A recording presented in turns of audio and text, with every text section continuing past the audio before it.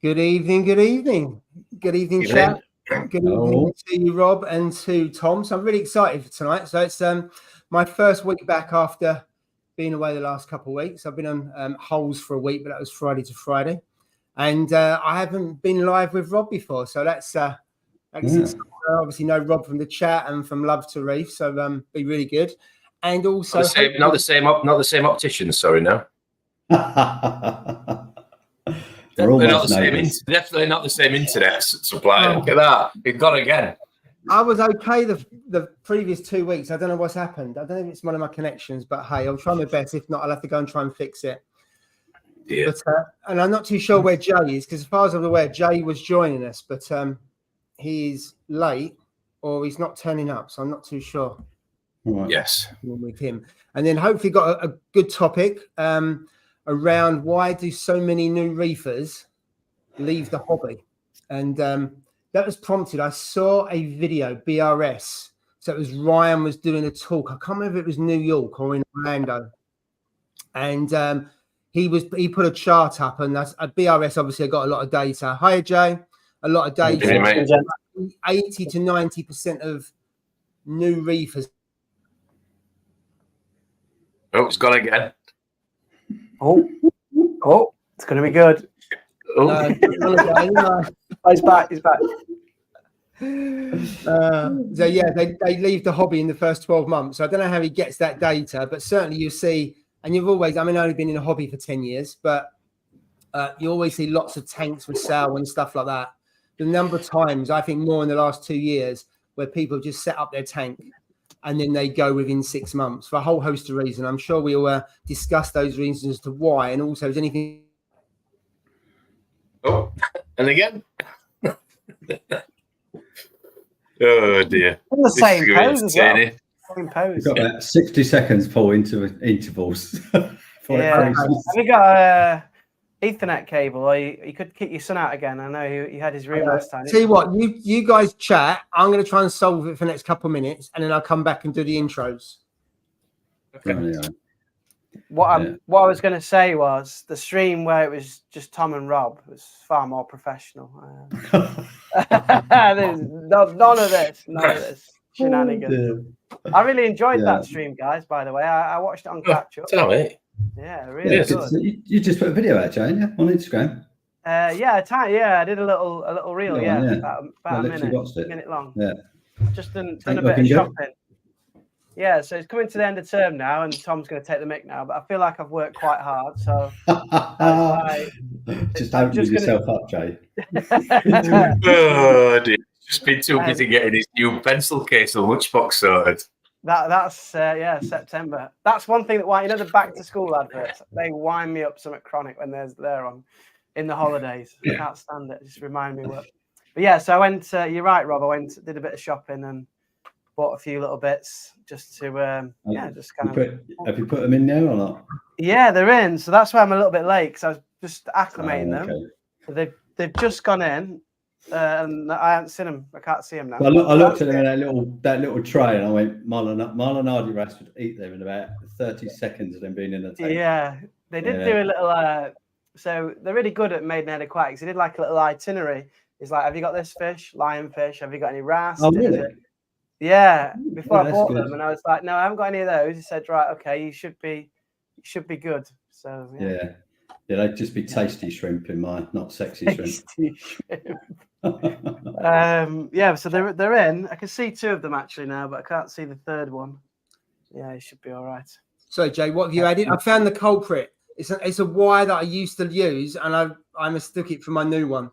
So is that your dongle? Is it? No, that's because my Ethernet cable's not working. I use this. So I've got a new one. And I'd forgotten about it because I've been off for 2 weeks. Why has he got a McDonald's logo on? That's what I don't understand. That's what Jill uses to plug him in. Yeah. Don't work very well, that's for sure. Yeah.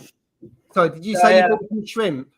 No, so I was just saying I finished work Friday, and I've coming towards the end of term now. It's just been so hectic. And I was like, I need a little bit of retail therapy just to cheer myself up a bit. Not that I'm sad or anything, but So yeah, I went out and bought some frozen food, some copepods, some brine shrimp. In magnesium was really low, but my test was out of date, my Salifert test.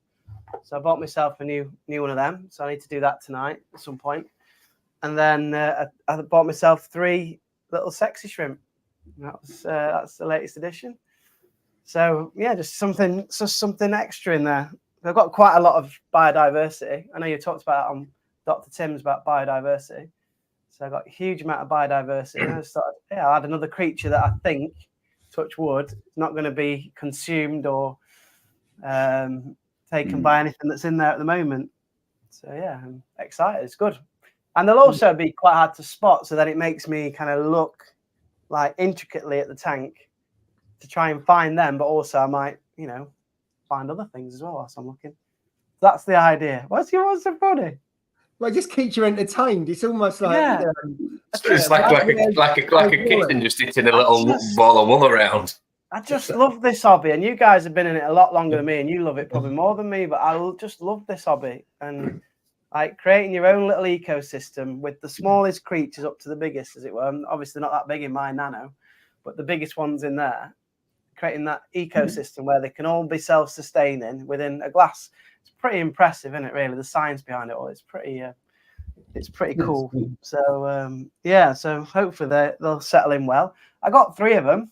So that's a lot for a Yorkshireman to spend. There was a bit of a deal, so there were £10 each. What was it? Buy 1 get 2 free. That's what they would have been if I'd travelled to Yorkshire. But yeah, they were £10 each, or they were 3 for 25. So I thought, rather than there was 3 in there, so rather than split them up, trying to be a nice guy. The feelings. And I couldn't pick between them because they all look the same. So I just thought, I'll just take them all. I'll take them all. But yeah, nice. So yeah, thanks for looking at the reel, Rob. I appreciate that. That's all right. Thank you. Cool. Yeah. Right. I'll do an intro and then we'll come back to see what's going on in the reefing. Right, so who have we got? So first of all was Tony, which is not unusual. So great subject, thank you. So I'm looking forward to talking about that later. It's a good subject. Hiya, Matt. Nice recordias there. Orange ones, they're really nice. They pop well, those. So liking those. They're my nemesis, they are, Paul. What, recordias? Yeah, recordia mushrooms. I just can't. I've had 2 now, and I've never been able to keep them. They just melt away. Really? That's so easy. Because he puts them over his eyes like a sunbed. Here we go. It's going to be a good night tonight. Tom's he's been limbering up all day, I can tell. Flexing. Stretching out. Here we go. Love it. Brilliant. Maybe we'll come back to that in a minute. So thanks, guys. How you doing? Evening, guys. What is Reef? Good evening to you. Hiya, Skids. And good evening to you, Johnny boy. Oh, see you. John. Right, evening, John, mate. Mr. the Techers of the Reef. Good evening to you. Evening. Make my way down. Some conversation going on. Hiya, Lee. Evening. Been away. Nice to be back. Yeah, absolutely. Yeah, where you been? On holiday? Anywhere nice? Well, I'm Reefer. Good evening to evening, mate. Evening, mate. Who else we got? Rennie's Reef. Good evening to you. Evening, Rennie. And then we've got Joe. Hi, guys. Sorry, can't join you tonight. Madness. Oh, wow. It must be love. Oh, absolutely. That must be love. It must be love. Love. Yeah, that'd be good. Don't sing too much. I'll get a strike against the line. Oh, yeah, you're going to get... You always do this on this live stream. You have a scupper. The money scupper is 25p. And this is what you always do.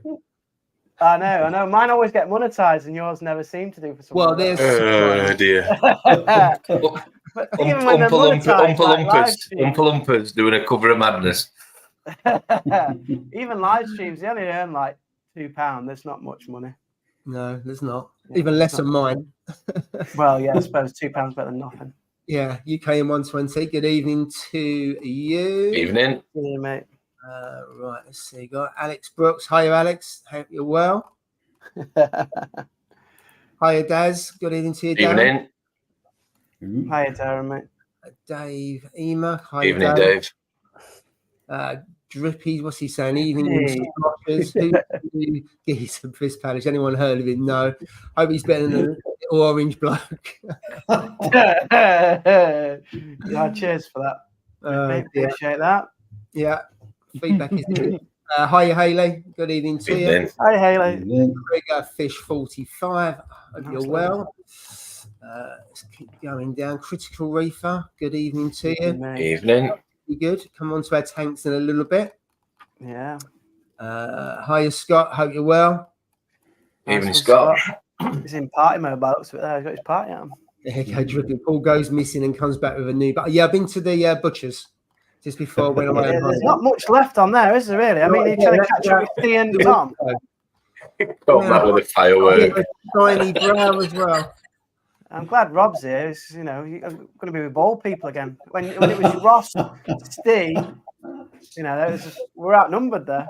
Getting outnumbered. I've had a haircut. It's not going. Well, I don't think it is anyway. I mean, it is. It's on the wood, that is. No comment. I'm Cheaper the shorter you go, is it? I don't know. Go to the butchers, you get it, and you come over with some sausages as well. I'm only winding you up. I've got a story about sausages. I'll come back to you in a minute on that one. As long as Jill likes it, that's all that matters. No, she's vegetarian, so it's no good on her. Right. Riggsy69, good evening to Evening. you. Right, okay, we're nearly there. Jan's Reef UK, hiya. Hope you're John's Reef, hope you're well. And Liam, good evening to you and the Shark. Yes. Hiya, team. Wakefield Reef. Evening. Oh, good evening. And Marek of the P, good evening to you. And we're there. We're down at the bottom. So thank you, everyone, for 50 people. Thank you for joining and being with us despite my technical faux pas. So come on to the sausage, first of all, a sausage. So my son got married yesterday. And this comes from TikTok. So this is bizarre. If you bury a sausage the day before, you won't have rain. So I've forgotten about it. So 5 minutes to midnight. This is on Wednesday night. Because you haven't buried the sausage. So I had to go out in bed. I had to go out in my PJs. I had a head torch on to go and bury a sausage in the garden. And guess what? That sounds like a bit of a euphemism, that, to be fair. It does. It's the tooth and the whole tooth. And we had brilliant sunshine. And it works. So it works. So can you imagine if I'd forgotten and it had rained yesterday? Yeah, it wouldn't have be all on you with that sausage, Paul. It would have been. You saved the day burying your sausage. Does it make a difference? Just out of curiosity, before we move on, does it make a difference? The size or is it Cumberland or was it any particular choice? I don't know. I just thought it was an 8-pack from Sainsbury's. I'm not sure. I'll have a look, Tom, in a minute. So did you bury the whole pack? You put the full pack? Yeah. No, just one. Just one. I will have the sausages over the weekend. A raw week with no rainfall. Well, I know, yeah. So should we bury one every day? We'll have like a Spanish climate. That'd be all right. I've never heard bury a sausage a day and keeps the sun going. Well, only so we can get all these sun lounger in Derby. You know what? He's going to go to Sainsbury's and go to Butcher's and get an old box of chipolatas because they're cheaper. His missus will wake up in the morning in the garden and just be covered. Where did you put it? In the border or something? Or on the actual lawn? Well, where do you know what? No, I've actually put it in a pot because if I dug it in the ground, the dog would have sniffed it. The dog would dig it up. I've got a sausage in a pot in a greenhouse. I mean, you're not going to hear that anywhere else, are you? Not really. No, it's quite a unique story, that is. But it works. That's the main thing. Well, it works. So anyone who's having, going to wedding, get them to bury a sausage, raw sausage. I'm told it has to be the day before. Wow. I just thought it was on the wedding night. I didn't know it was on the. Oh dear. Jay, 2 days in a row. That's a bit. I'm down to 2.5 pence now, haven't I? It's not monetized anymore. No, absolutely Oh, not. So, dear. yeah, there we go. So yesterday was probably one of my best days of my life. It was, I've got to say, with my son getting married. So it was a Good. fantastic day. So that was good. Been to Cornwall for a week, and then that happened yesterday, and then back on the live stream. So what more could I want? Perfect. And then tank wise, you said about us loving our tanks. I've got to say, since Love to Reef, I have struggled with the hobby. I think I put so much into it. I lost interest with the hobby a little bit. I've got it back now after watching Ryan's video, the BRS TV one, the 2 parts of that kind of got my interest back. That was earlier this week, but I have struggled for the last 3 or 4 months with the tanks. I do think this is a thing, you know, like you go through peaks and troughs with your enthusiasm, and obviously summer's a natural dip because you're outside so much, you don't spend as much time in your tank. But they say you've got to buy something then to get the bug back. So that, you know, buy coral, buy a fish. It's nice to have a project, I think. Yeah. I think I spent so much time on the hobby. Well, not on my tanks, but in terms of towards the end, I was doing 4 to 6 hours a day.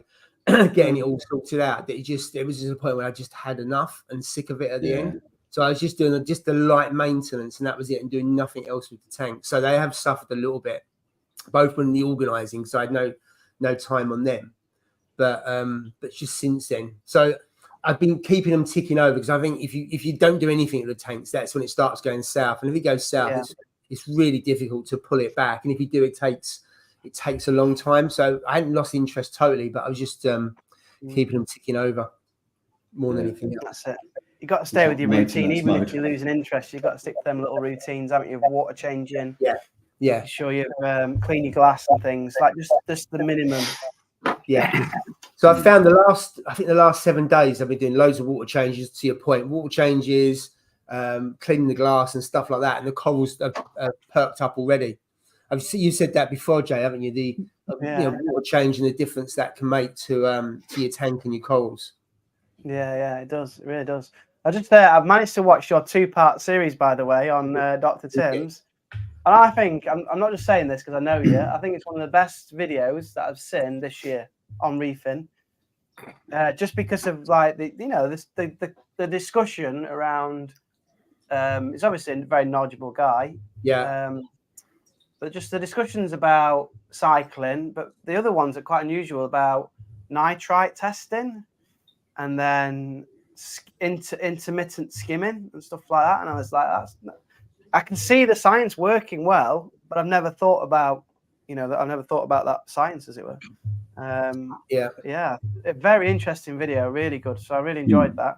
Thank you. I wasn't expecting to go down that route, because I got him on specific to talk about, and this was back in February. So I interviewed him back in February, but I didn't have a chance to edit it because of what had happened with Love to Reef, and then I just put it off. But I didn't expect him to go down on the second part when he's talking about when you reef, when the tank cycle and everything else. What kind of things can you do to identify problems early and blah blah. And that's where all that kind of stuff came out. And funny enough, when I'd already done that video, Steve cycled the tank, and he was following Dr. Tim's, and we was having quite a few chats about keeping your ammonia but below 0.5, and I think 0.5 is and then nitrite and all that kind of stuff. And he was following that, and it worked really well for him as well. So that was like saying in practice.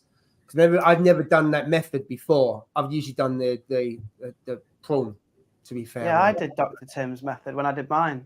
And I always use that eco balance all the time, and it seems to be good for me. How do you cycle these big tanks, guys? I did Dr. Tim's. Yeah, I did as well. Yeah, I did Dr. Tim's as well. Did you do Dr. Tim's as well? Yeah. Yeah, just scale it up. Yeah, I like it. It works really well. Simple. Yeah. They get a very good guideline to follow. Yeah, it's fine.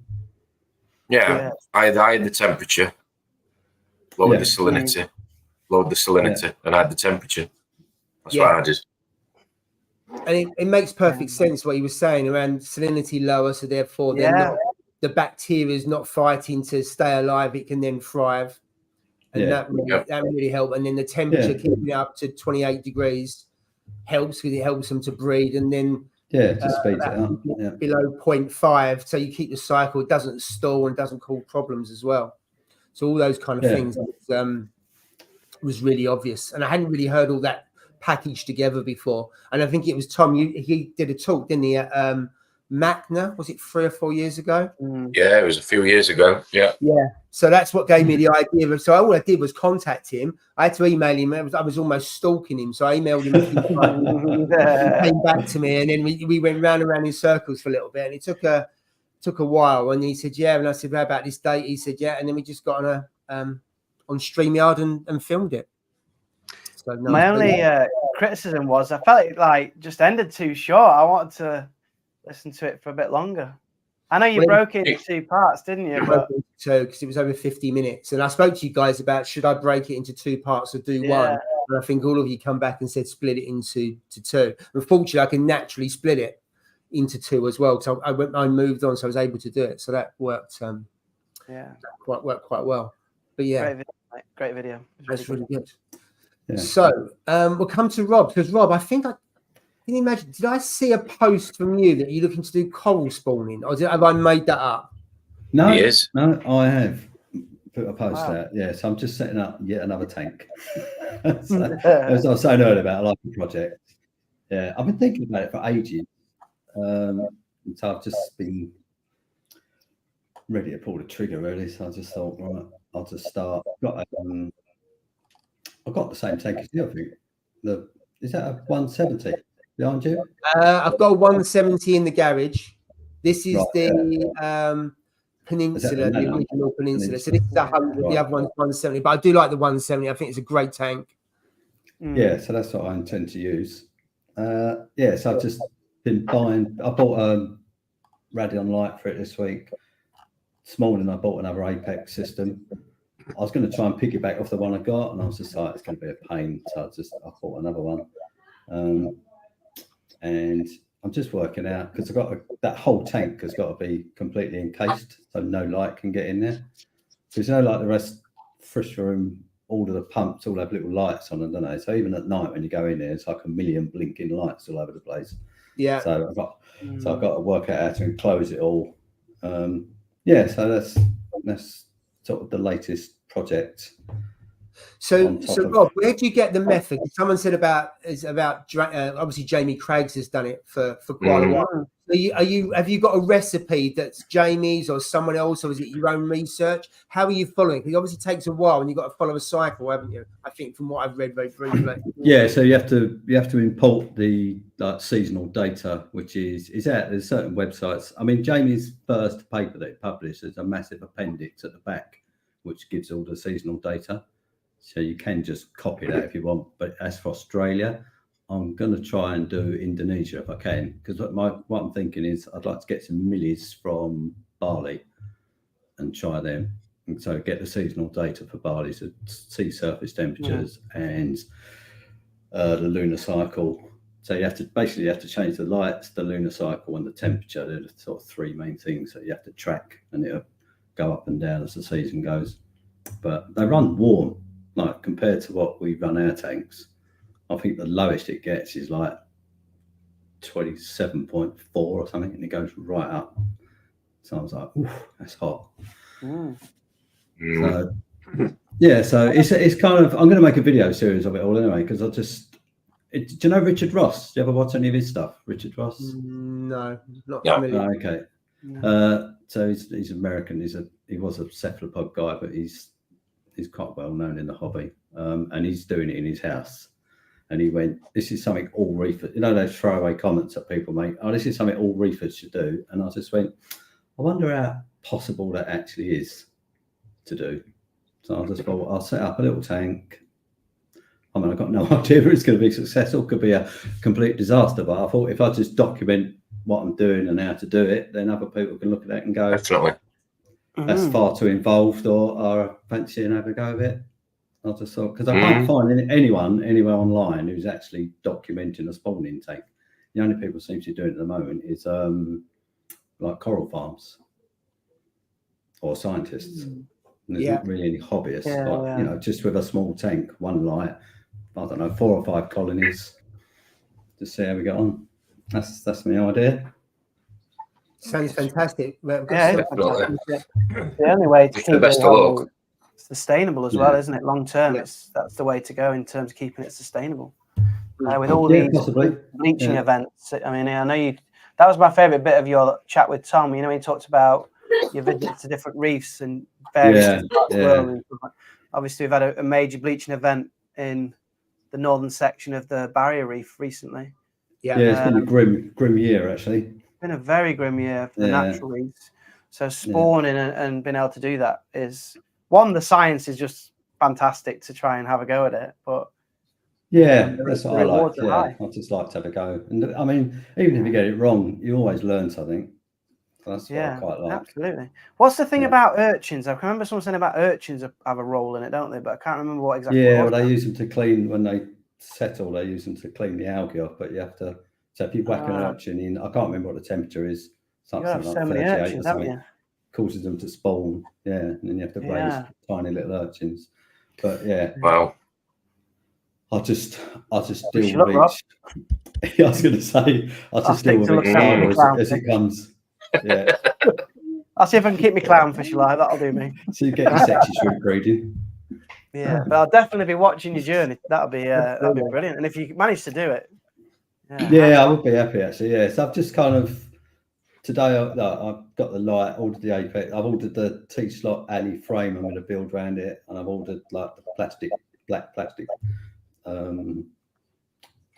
Well, it's like plastic sheeting really, but it's Corex plastic. Like builders use to protect stuff.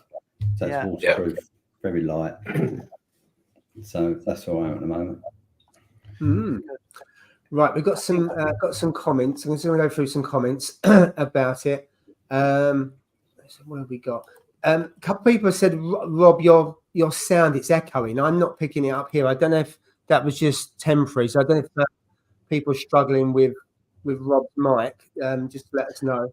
I can hear an echo, but I thought it was mine. But then I made sure I had echo cancellation on. So I don't think it's mine, but yeah, I can hear an echo. Can you? Okay, because I can't. I can't. Okay, yes, because someone said Rob's there. Mega looking forward to the spawning. Did you catch Jamie Craig? Did you listen to Jamie Craig's at Love to Reef? Rob? I did. Yeah, and I spoke to him after as well. So. Oh, okay. Cool. It's good. Will you be trying to tank spawn or importing and spawning like Meckley did? I'm going to import originally, and then try and spawn them. Oh, okay. Yeah. Does the flow make a difference with spawning? I don't think so. I think it's just normal conditions. Okay. So if you got SPS in there, you would just treat it like you would with any normal SPS. Yeah, really. I think flow to make them healthy, and I suppose if they're healthy, they're more likely to spawn, aren't they? If you get the cycle right. Yeah, I think it's the cycles. The the seasonal data is the bit you really need to know, I think. Cool. Well, in nature, the flow obviously is high because when they spawn, it travels for miles, doesn't it? Like you get this big slicks of it. Yeah. So the flow, obviously, in nature is quite high, obviously, when it spawns. Yeah, absolutely. And then a couple of people saying Richard Ross is amazing. Does a great talk at Magna. Richard Ross is 8. I need to look him up. Richard Ross. Yeah. Probably recognise the face, just not the name. Oh dear. Jonathan Ross. Only drippy. Here's a question for you with spawning. How can I have spawned a torch years ago when I only had kept hammers? I've never bought a torch ever. I was too scared. It's like a spawn Euphilia mixed coral. I suppose an egg or a really small. I was going to say that's probably just come in on something, isn't it? Yeah, I've had that before. When like an Aptasia. Yeah, you mistake for it. And there's another one here. With the spawning and matching the lunar phases and temperature, are you planning on matching the parameters found into calc, and magnesium? Only because NSW or natural seawater levels are so tight to maintain. Yeah, so what I'm getting is those parameters are not as critical. You can be a little bit more relaxed with those parameters. It seems the key cues seem to be the lunar cycle, the light, and the temperatures. Yeah, the others not so much. Yeah, and even the brightness of the lunar cycle is a lot less than they thought it was. As long as you've got something there with a lunar cycle, it don't seem to be that fast. So yeah, I think, you know, obviously as more people do it, they're working out what's the actual key parameters. I mean, I was when I had the conversation with Jamie, I was saying, I think at some point, because all these environmental cues elicit physiological changes in the coral, and basically they manifest into hormones, which cause the eggs and the sperm to be produced. So eventually you could cut all of that out and just use the hormones, which is what they do in some fish breeding facilities.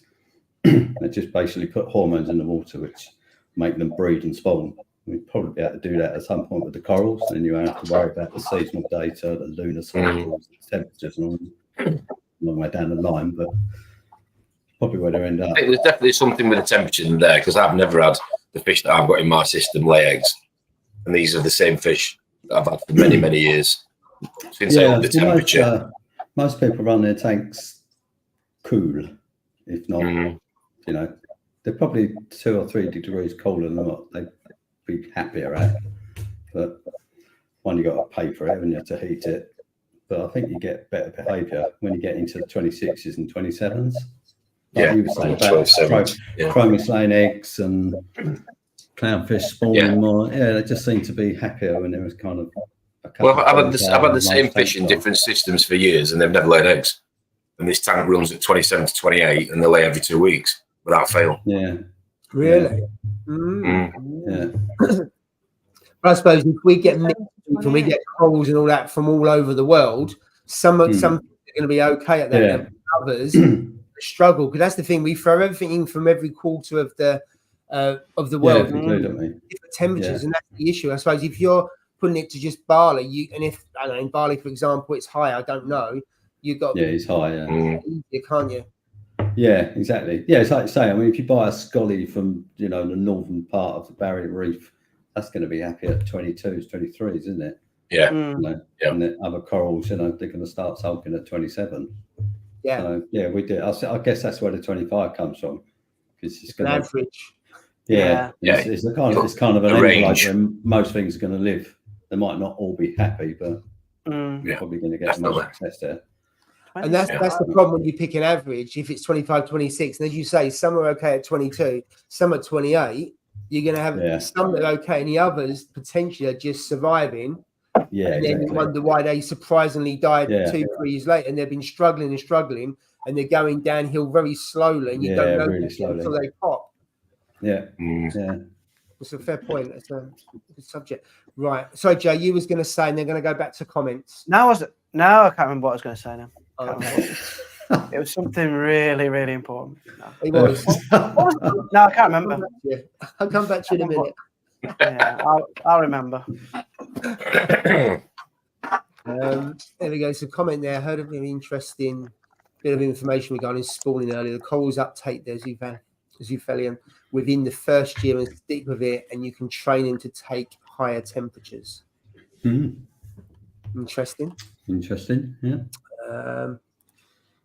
What's the best to keep nitrates down? We'll come back to that in a moment. I just want to go through this, and then we'll come on to that question in a minute. I just want to close out the coral spawning and just seeing if they are. You're not putting that in your TJ, are you? No. I just need to feed. I haven't put the live food in yet. I got some today, don't I? It's not Daphne though. Don't worry. We did straining it. Yeah, I just strained it. Yeah. So it's just the bright. They like the standard brine shrimp. Got there about fungia coral spawning every few weeks. Yeah, that's good. So I always run my temperature at about 25 on my tanks. So Rob, what do you run yours at? Well, I let mine drift up in the summer. So in the winter, it's about 25. I think at the moment it's about 26. I'll probably get it to up 2600 25.5, maybe 27 if it's hot in August. Yeah. And then I let it drift back down again. I mean, a lot of that is driven by cost. Well, yeah, absolutely. The volume you've got for every 1 degree, what does that put on? You probably don't. Well, the bizarre thing is, in the fish room, I spend a lot of money cooling it rather than heating it. Ah, right. That's the thing. Yeah, because it's all insulated, and I've got 20 odd lights running in there and all the pumps and everything. So I think if I didn't cool it at all, it'd probably run in the 30s, to be honest. So I've run the aircon kicks in. So as I let it drip, because basically what I think I've worked it out is it saves me about half a degree, saves me about £40 a month. So I've just let it drift up. Wow, crazy that, isn't it? That's everything else. Wow. Tom, what do you run yours at, Tom? Because I know you run yours 27 to 28. I run mine. And is that all year round? You plan to keep it at that level? It was literally just because, like Rob just said, when you've heated such a large volume of water up, it's really hard to start to cool it down. So I just got to. I just saw such a difference in the fish, as I said earlier, with the spawning, with the chromis and the clowns. Yeah. And I just thought, and I sent it to you guys months and months ago. The papers that I read on the like what Rob's saying about different sea temperatures. And a lot of the sea temperatures, especially where a lot of the acropora come from, were a lot higher because they're used to dealing with tide going out and getting blasted by the sunshine. So I just thought, I'm going to run a warmer tank and see what the difference is. And when I look at a lot of people in America that run SPS tanks, they all run it up to, from anything from 27 up all the way up to 29, 30. So... Interesting. It depends on what you're keeping. Again, like Rob said with Scullies, I agree completely. If you the paper I sent you guys months ago, it goes on, if you remember, it goes on to say the most you'll have more success if you have a tank that's literally dedicated to one type of species that have come from ideally the same, the same habitat, because it's easy to replicate that one habitat as opposed to a mixed reef where you've got torches and scullies and whatever else that have come from 20, 30, whatever meters deep. And, so with me just having SPS. Very rare to see a biotope. It's just really rare, and it's anyone with like a biotope tank, where they've been good enough to just stick with one particular region of corals or fish, because everyone just goes, I'll just have a bit of that and I'll have a bit of this, and you end up gathering from all around the world, don't you? It is very difficult when you go into the shop, and if you were just going for Indo, for example, and you see something that's nowhere near Indo, and you think, I've got to have that piece, it's easy to, or very difficult to say to keep on. I was also, I mean, again, it's like most people will have their temperature controller or a sensor in the sump, but you can't tell me that the temperature in your sump of your water is going to be the same a couple of inches underneath your lighting. Especially if you've got your lighting cranked up. It's going to be a lot warmer. Yeah. I've got to say, I couldn't mind. So you'd be surprised if you tested it, is all I'm saying, on a... Yeah. I've always kept my temperature controllers in the tank. Yeah. Sorry, go on. Yeah. My probe's in the main display. Yeah, mine's just over there. I know where your probe is, Jay. Yeah. I'm not going to your barbecue now, definitely. That's well and truly put me off. Yeah, mine's so my inflow's here, my probes are right on the other side. The other side. No, mine's where it comes in, just for convenience. That was all. But all three tanks I've got, the probe is just by the return funnel because I can hide it just there so you don't see it. Yeah. The reason for doing it. In a smaller tank, it stands. I mean, if you guys both. Rob and Tom, if you had the probe in the display, you wouldn't be able to see it, would you? Because it's such a vast big size of tank. And what temperature do you run yours at, Jay? Your tank? 25. Oh, same as me. Just because when I researched it, when I was getting into hobby, most people ran them at 25 to 25.5. So I just thought I'd just go with what people, the majority. So absolutely. That's what I went with. I mean, it must be expensive to keep it at 27 up north in Rotherham. Bloody hell! Because I shut the garage down. So I shut the garage down as a like I say. Well, originally I did the fish house to compensate for getting this, but it's my biggest issue is when it gets really warm. I mean, we've not had the greatest. I'm hoping summer hasn't been and gone because we've only had a kind of week of it up here, but the last couple of weeks have been terrible. But once you've heated it up, because it's in the room it's in as well, and it's a fairly new house. It does tend to hold its temperature quite well, this room. So when it's hot, gets hotter outside, the issue is getting it cooler, not warmer. So to answer your question, the heaters very rarely come on, really. Do you guys run dehumidifiers? Because I've noticed that in the corner of my room, I've got a little bit of paint flaking off, and obviously and mine's only a little tank, so there's not going to be that much evaporation. Whereas you guys, you must have a hell of a lot of evaporation going on. Do you run dehumidifiers at times? Well, we've got the patio doors opposite the tank, opposite my tank. Have both got air vents in, and they're always open. And I think it's just a bit of habit that I'll open the patio doors when I get in from work. The dog will go out for a pee or whatever, and I'll just leave them open for a bit when I'm working from home again. It depends on the weather, but I don't see. Again, I think it's that range. I think if you're trying to stick to a certain number and your tank gets used to 25 dead all the time, then you're not giving. Personally, again, just my opinion, you're not giving it a bit of a range to fluctuate without having issues. I think it's quite natural for water to go hotter and cooler. That's part of the climate out there in the real world. It's not always going to be 25. It's not always going to be 27. It's going to fluctuate. So I think to be able to let your tank to fluctuate, it hardens your tank, toughens your tank. I think anyway. And everybody in it. I've got extractor fans in the fish room, Jay. Have you? So I've got fans either end, So they do a 90-second pull in, and then I do a 90-second push out, and it goes over like a ceramic block, so you don't lose too much heat. And then I've got two massive 20-inch fans over the tank, and I've got an aircon unit as well. I mean, when you're in my fish room and all that's going, you can barely hear it speak. I can imagine. I've got the chiller as an emergency, which I've got, which is 2,000 litres. Plus I've got the air outlet that's above the tank that goes into the extractions of the kitchen that pulls outside. So I looked at chillers. Right. Chillers are just they're insanely expensive, aren't they, for tanks? So for me, it worked out cheaper to buy an aircon unit than it did for a chiller. Yeah, for a tank. I've got one in the garage. I've got the aircon unit in the garage, but it cost a fortune to run. Because the problem is I couldn't get the setting quite right. So it was cooling the room too much, and then it went, it's too cool. So then it heated the room as well. So it was like constantly on. It was fighting with itself because it was too smaller area. Yeah. It just shows you as you go up a level, because I've got 100 litres there, you've got 70 odd litres there. Yeah, it's probably a tipping point, is there? When you get up to your guys you start getting 2, 3, 4,000 litres. Yeah, I did a 1,500 litre water change last week. Sorry, Rob.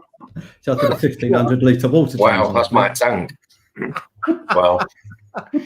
How can that ever be enjoyable? That's where it takes it to like 2 buckets of salt, isn't it? That's got to be. That is, isn't it? That's a pain, that is. Yeah, it's more. Actually. Doing a bit. Yeah, I bought the 20 kilos. Yeah, the boxes. Wow. Yeah.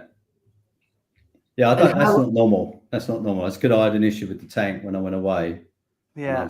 I wanted to just do a big water change. Oh, yeah, when he turns his lights on in the morning, there's somebody in a power station like Homer Simpson just does that.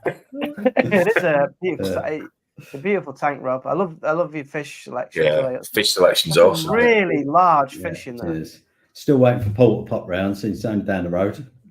Yes, I will bring that chalice round once, hopefully next week, we'll see. But yeah, I've got to bring Are you both Essex boys? Yes, probably about 10-minute drive from me, maybe 15. Not far at all. So Rob's LFS, or probably the nearest one to you, Rob, is the one that's nearest to me, isn't it? H2O. I think that's my nearest one. I walked there. I've been there today. Yeah, I'll probably go there 2 or 3 times a week, to be honest. Yeah, it's literally a 10-minute walk from my house. Yeah, so I will be round. It'd be good. let's have a look. So there's a few people talking about temperature there. So 25.5 to 26 degrees. A few people talking amongst themselves. 25 degrees on Lee. 24 with Dave. So there's a bit of a range there. Yeah. Let's have a look. Rubber tank at 26 degrees. That's Carl, as in fell off the scaffolding. Oh, is that Carl? I didn't know that until I messaged him. Yeah, hope you're well, mate. Reef King. Yeah, absolutely. Yeah. Hope you met on the mend. Yeah. Get well soon, mate.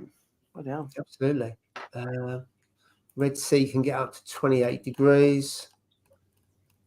Get to tanks at 25. Wouldn't dream of letting my tank drift higher than 27. Feels nuts to consider higher. Feel like mine's too low at 25.3. No, I think that's right, mate. I think you got a nice 25. Yeah. Yeah, 25 does seem that. Yeah. Most people run at that, don't they? Actually feels quite cold if you put your hand in, I think. I always thought that it felt, when you first when I first got my tank and I was putting my hand in it, I was like, 25 doesn't even feel that warm. I thought it'd be much warmer than it is, but yeah, still got a bit of a chill to it. What are you laughing at, Tom? Because if you had a bigger tank, I just know that you'd bathe in it or something. Yeah. I will get a bigger tank one day. Swim around like a little cherub with armbands on. I'd love a bigger tank. right. And I was looking at some second-hand ones, but then someone said never buy a second-hand one. March of Frag Box is like never buy one. So all I can say is the man who owns a fish store. Wow. Yeah. That's a good point, Rob. I didn't think about that too bad. So Jay, And a tank company. My Red Sea Reefer 170 was second hand, and it's now in its 8th year. And I bought the Red Sea Reefer 450 that I had for nearly 7 years. That was second hand as well. I bought that after 6 months, and the other one was about 18 months. I think the key on that one is making sure you look at the seals, is there any damage, all that kind of stuff, and try and see it when the tank is wet as well. So you see it and then look, and then because it's wet, I think you can work out, you can see things a little bit better. When they're empty, I think it's harder to spot issues.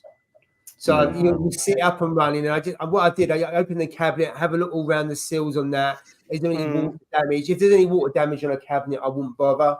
And on the seals, we'll have a look to say, are the seals in good tact? Are there any nicks on that? And let's face it, people are selling tanks after 3-6 months. Unless they've abused those tanks, they're going to be in good condition. So personally, I would not hesitate to buy a second-hand tank. Some bargains. I think the point was about moving it, obviously disturbing the seals, and the stress of having it empty, filling it.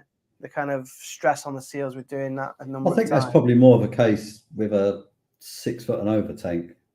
Okay, tanks, they're pretty structurally sound, aren't they? Red Sea, I mean, they're pretty good tanks. Yeah. Is that you announcing then you're upgrading? Is that what you're doing? No. Well, I just need to get some money together because it's not just the tank. Tom, would you put the tank there though, where that one is? Is that your own? Yeah, so I have it. I want this, but obviously it comes further out this way. Right. And then I can move the laptop back because there's room to move it backwards. But yeah, I'd like a 4-foot one next. That's what I want. Right. I think 4 foot. I think we've talked about we debated the perfect tank size. Yeah. Or like within budget, obviously. Yeah. And something about like lighting was in like 2-foot blocks and things. Yeah, like we said about the 4-foot having 2 lights as opposed to 3-foot. I mean, with the Radiance Gen 6, you could have 130, but there's probably more with 2 lights. So it's quite optimum in terms of the kit we talked about, didn't we? Yeah. So we debated it, and I think 4-foot is like the perfect. I think that'd be a long-term size for me. I don't think I could go any. I mean, where did you start, Rob? Before I think 4 foot. I started with a Red Sea 750. So I started at 6 foot. Oh, you started big, yeah. Wow. Yeah, and I probably had that 12 months, and then I plumbed a 450 next to it, into it. Yeah. So Yeah. yeah. So I've had a Red Sea Nano though. I kept, because I quarantined my Oh, did quarantine you? one for about, so I had one running for about a year. Yeah. Yeah, nice little tank. I like. I've still got it in the shed actually. Yeah, nice little tank. And you're getting your little 170 as well. That'll feel. Yeah. You're spawning. That'll feel quite. Yeah, pokey it at does feel first. weird because obviously I've got 3,000 litre tank behind me, and then I turn around to that and just go, so small. do you piggyback them all? Do you piggyback them all? Like just piggyback them all because it's. No, I'm going to keep the spawning one's going to be completely separate. Yeah. Okay. Yeah, it's just because of the temperature differential and all that. Okay, It's just too complicated otherwise. Yeah. So there's a question there, Rob. How many years you been reefing? Not long. I mean, I'd start like I had this conversation with Tom. I did it in 1977 with my dad. So that was the first tank, and that was about 3 or 4 years, I guess. And then obviously I went off and lived around the world, so I couldn't have a tank. So I didn't get this till 2017, I think. What's that? 7 years. Yeah. Mm. Nice. Yeah, so not as long as people think. So those boys above, they've been doing it even longer than that. Yeah. I think the only thing that time gives you is more chance of making mistakes and learning from them. Yeah. Oh yeah, that's experience, isn't it? You just define experience. Then. Yeah. Thanks, Jay. Yeah. I'm just working out in my head. Yeah, we could hear. Great, the cogs going. Haley Barr, you know, that's given me real good hopes. Haley's posted about a D&D bin 12. That's what those DD tanks. I love them. Well, you know what I think about the DD tanks. I absolutely love them. The build of them is just superb. The cabinet is really good. Yeah, the only thing I don't like about them is they just seem really tall. Like, and I'm only 5'9". Yeah, the stands are tall, aren't they? The stands are really tall. They are. They should do like. I have to go on tiptoe to reach the bottom of the 900, and I'm 5'10" or 5'11" or whatever. Put your high heels on, Jay. Did you ever watch Ryan from BRS when he had his tank and he had those little pull-out steps? Yes, I saw that one. Yeah. That'd be perfect, Jay. Just getting to build them into the cabinet. That'd be perfect for me. That one, Haley. Was that Facebook Marketplace or was that eBay? £200. Oh. You see a few of the 1200s for sale. Yeah. You want to get one local because they're really heavy, Jay. Is the D&D the one that does the wear on the angle? Is that the D&D tanks? Yeah. Okay. Yeah. So they're quite unassuming. You get a small kind of traditional one in the corner, and then it goes as a slope. Yeah. The only thing I don't like is the return pipe is really ugly. And I've said that all along in the video. I think that's the only thing I don't like about the tank. But of course, once you've got a load of fish and coals in it, you don't really notice. But everything else, I can't really pick a fault in it, from the build quality to some of the nice and because the cabinet's already made, all the cabinet, all the seals, they're all sealed. So you've got silicone around all the edges, which I think is really nice because then you don't get water creep or salt creep in it. Yeah. Whereas the Red Sea, you tighten it up, don't you? But you do sometimes worry about, could you get a bit of salt creep? That's not a problem on here because you've got no sump. But when you've got a like in the 170, well, you think you put the cabinet together, unless you sealed it yourself, you haven't got the seals on them. Yeah, they're going to Aqua H, aren't they? So I'm going there. So I'll see them there. Yeah, I can't wait to see them there. September the whatever it is, 27th or something. I can't remember the date. Yeah. Right. Before we get onto the subject, there was a couple of questions earlier on. One was about nitrate, so I want to find that one if I can. Good question. I've got to find it first because it was way back. There was a lot of chat about nitrates on your latest video, though, wasn't there? Oh, yes. Best way to bring them down, wasn't it? Yeah. So what's the best way? I'll find it while you guys talk about it. So what was the best way of reducing nitrate? So I will find water change. Water change. There you go. That's a good one. Well, it's true, though, isn't it? No, I'm laughing. I'm reading. Sorry, I'm reading the comments. I am listening. I'm being rude. Sorry, I'm reading some of these comments. They're entertaining. Sorry. I guess most people have done some thought of carbon dosing, haven't they, to bring the nitrates down? Definitely. So whether that be I say carbon dosing, no pox or bio vinegar, or vinegar or vodka or sugar. Vodka. Or, yeah, zeolites. Yeah. That's probably the most.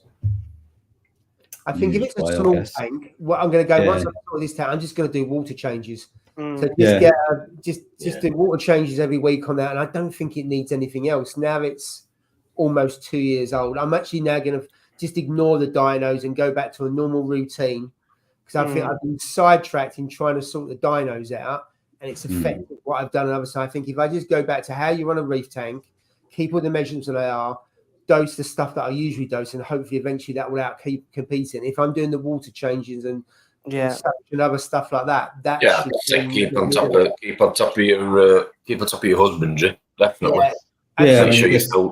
You need to know why he's got high nitrates in the first place, really. Because he's put them in there, obviously. Yeah. That is a good point, Rob. There we go. That's the way. What's the best? Found it eventually. What's the best way to keep nitrates down? Which is what we said. So I think water changes, and like you say, Rob, if it's too high, trying to find out what the issue is. If you solve that, it sounds obvious. It's either normally too high a bioload, so he may have too many fish, not enough filtration, or he's overfeeding his fish. Yeah, that's it. Absolutely. And then there was another one. So I'm just running through the comments to find the other question.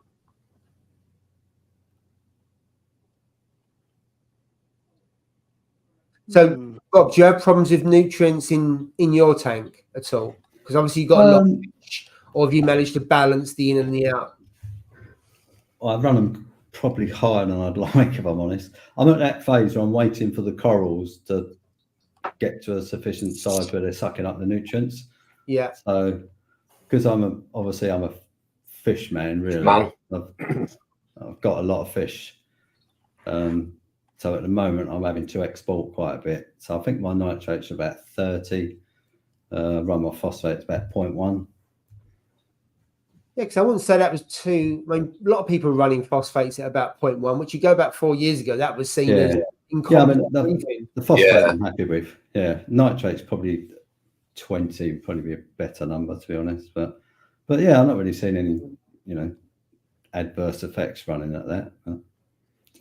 So I'd imagine at some point, because obviously the fish load is now stable, I'm not adding any more. And as there's a lot of coral growth still to go on in that tank. So I'll probably get to a stage where I'm going to end up dosing nitrates and phosphates. So do you find when you was adding fish that all of a sudden you would see a difference in your nitrates and your parameters would start going up? So if you're adding tanks, they are messy, aren't they? Even in a big tank. Yeah, because obviously what happened when I first had that tank, I put 2 tanks in it basically, and then I had to dose probably for the first year or so. I was dosing nitrates and phosphates because there was just none in there at all. And then slowly, obviously, 1, I've added fish, but 2, the fish I've added grow significantly as well. So things like that soul hole tang who goes in at 3 or 4 inches, he's like a foot long now. Wow. So they've grown a lot as well. And as you say, tangs, they just poo all over the place. So I'm now waiting for the coral growth to kind of catch up, really. So at the moment, I'm having to, I'm using bio pellets and a nitrate reactor, like a desulfur. All right, yeah. Which is good as long as you look after it. Yeah. Cost me a bit of pain in the holiday, but they're pretty simple to run, actually. I quite like them. Absolutely. Nice, good to know. It's a comment about DD tanks, shallow stands too high. Or it must be a shallow tank. Yeah, because the stands are high. It's too shallow, stands too high. Yeah. I like the shallow look, though. That's why I like them. I like the shallow look. How shallow are they? Yeah. 600 tall? No, they're not. No, they're not that tall. I think. No, because I've got one and I've done videos on it. I can't remember. It must be about 40, I'd say, or 400. I'd guess. Oh, really? No, the 900 and the 1200, you get a taller stand and a shallower tank. My understanding on the 1500, which is the 5 foot, the cabinet is slightly lower and the tank is slightly deeper. But I haven't seen a 1500. I haven't got one, but certainly the 900 it is shallow. I can't remember. I think it's like 45 centimeters high. I think I have to check after because I can't remember. It is. It's 46. Is it? So that's, yeah, 46 high is quite shallow, isn't it? Yeah, it's quite 460, shallow, isn't it? yeah. And the cabinet Yeah. is way higher than the Red Sea one. Yeah, it is really tall. Yeah, Yeah. cabinet comes up to my head, and then the tank. That's how tall. Just put a bunk bed in the cabinet. Wouldn't you? Just go in there. No way. I don't know how Hayley gets. Oh, she's got a ladder. I've just seen that. How she gets to a sand bed. Yeah. Honestly. Yeah. Unless she's 6 foot as well. I don't know. But mind you, it's then a good excuse that you keep your hands out your tank and it's too difficult to. Well, Which is it. all I think is always a bonus to keep your hands out. Yeah, it must have a nice big cabinet as well, so it's that size. Yeah, that's true. Yeah. Yeah. Very spacious.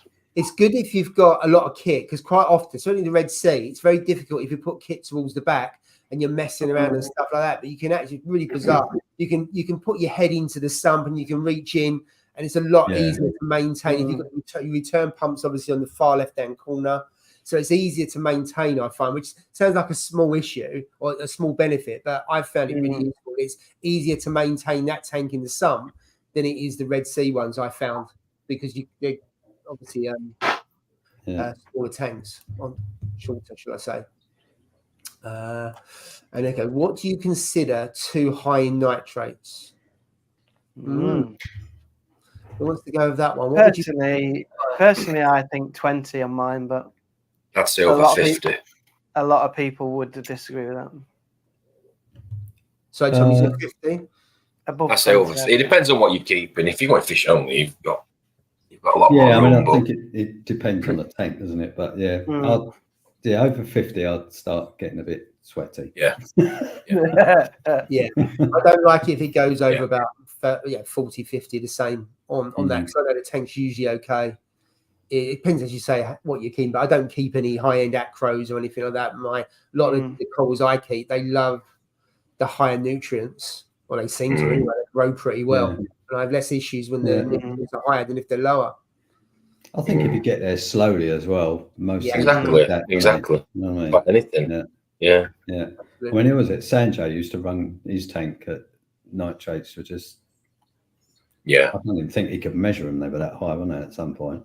And he had phosphates of like 4, and his tank looked amazing. I guess if he's crept there over the last 6-7 years or something. Yeah. This is a good comment, because I didn't really understand this, and I went to Dijon in Holland. I was lucky enough to go there a couple of years ago, and they're breeding tangs. And when they keep their tangs, the tanks are about 5 foot deep. And the behaviour is really different, because you'll see them come together and go up. And, because they come up, don't they? Absolutely. Yeah. So it's more natural. Yeah. How hobbies don't tend to have deep tanks, do they? Not usually. And you guys have got deeper tanks than that, but not at that kind of level. But all of the tanks where they had the tangs in, they were all, they must have been 5 foot deep. And I don't know why, because I mean, cleaning those, you can't get your hand to the bottom of those.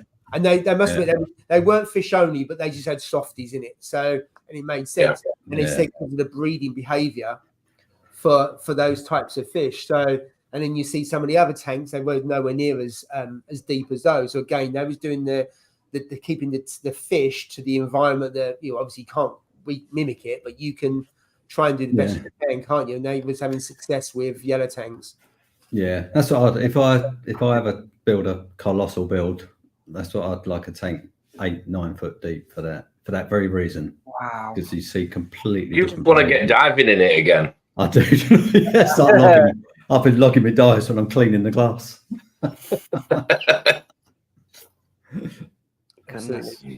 Some of my reef tank's deep. I love it. I don't like shallow personally. Tank looks nice, guys. Yeah, it looks really nice. Yeah, absolutely. And then it does. Tom, what's your nitrates running up? At the minute, between 8 and 10. How's that red coral I gave you, Tom? Is it still alive, or haven't done anything to it? You know that coral I gave you? It's growing. Is it growing? Is it? Got white nibs? You won't be able to see now because it's a bit blue. Come on. Like, you want to see it? Yeah, every time we have a live stream, you got to take me somewhere. You took me in the garden last time. We did. We had a tour of your house, Tom. Yeah, we did. Yeah, we had a tour of the house. Oh, he's Oh, gone. no. He's unplugged his connection now. Do you know what? Timing is everything. I can laugh now. Oh. Quite a relief. I'm not the only one. Well, while we wait for Tom to come back, Yeah. there we go. I'll be like, what do you think of that? I'll be like, oh, it's brilliant, mate. John's behind on the live stream. He's getting married in 2 weeks, and congratulations. There we go. He's going to stick a sausage in the back garden. And you're thinking, what the hell are you talking about? You have to go back to about 10 minutes about the sausage in the garden. It must stink because it like decomposes. I don't know. Surely. Well, I don't. Well, I'll soon find out. It's only in a pot that's about 6 inches deep. If I go into the greenhouse in about a week's time and it's humming, I'll tell you. Yeah. I'm here. I I unplugged the lead for the camera. Oh, hang on. I did. It's there. You're right, Nakapora. Let's I'm going to put him on solo. Yeah. Look at that. Well, yeah. Yeah, it's doing well. It's quite tall now. Well done. All right, isn't it? Yeah, really impressed. You're happy with that? That's thriving. Yeah. Are you because that you're Clive's there. Clive, I love Clive. You want to see Clive? Yeah, just see him. I got a glimpse. Oh, He he's is. my favourite in your tank. He is. He's ace. So many people struggle with copper bands, but yours is thriving, isn't it? Certainly seems. Yeah, he's spot on. Yeah. Yeah, he's good. Doing really well. He's doing well, mate. He's doing well. Cheers. I love those fish. Love those fish. There we go. Yeah, But they are tricky. Have you got a copper band, Rob? I don't know. I have, Yeah, have you? Yeah. I put him in there for my Aptasia. I think he's actually the last fish to go in. Was he? Yeah. They're good. Such good fish. Such beautiful fish. Yeah, if you get a good one, they're good. Mm. Absolutely. Yeah, really nice. What is that a smooth skin and acro? Bit hard to see on Yeah, that. an acropora it is. Yeah, smooth skin. Oh, it is. Yeah. Look like red. But it looks like it's grown at least. I thought I'd ask before I go. The polyp extension's rubbish, but obviously smooth skin. There's just no need, is there? Yeah, it's. Oh no! I'll tell you something. I have got a nice smooth skin that Lee gave me. I won't be able to. Don't matter. Move on. Hey, I've got a tip here. I should dig up the sausage and send it to you, Tom, for your barbecue. What you need to do, you need to bury the sausage before the barbecue on the Friday night or whatever. Oh, mate, I need to. I've got so much to do tomorrow and Sunday before this lot come up and eat me out of house and home and drink whatever. Because every time I just said it earlier, every time I pick a bloody paintbrush up, it starts raining. So, yeah. Anyway. I'll tell you what, Tom, if you bury the sausage and it rains, I'm going to get mullered. If you don't bury the sausage and it rains, it's on you. It's been a long time since that's happened over here. Well, no time like the present. Right, shall we move on? Right. So why does so many people leave the hobby? New people leave the hobby so soon after joining? That is the question. What do we reckon, guys? There was some mythical statistic, wasn't there? Like that 80% leave after a year, wasn't it? Something like that. There was some research done, I think, but that seems a bit. I blame social media and orange glasses. Okay. I love my orange glass as well, don't I? Oh, here he goes. He's gonna find the orange glasses. I really like them for 10 minutes while she's looking at your tank. My orange glasses on standby.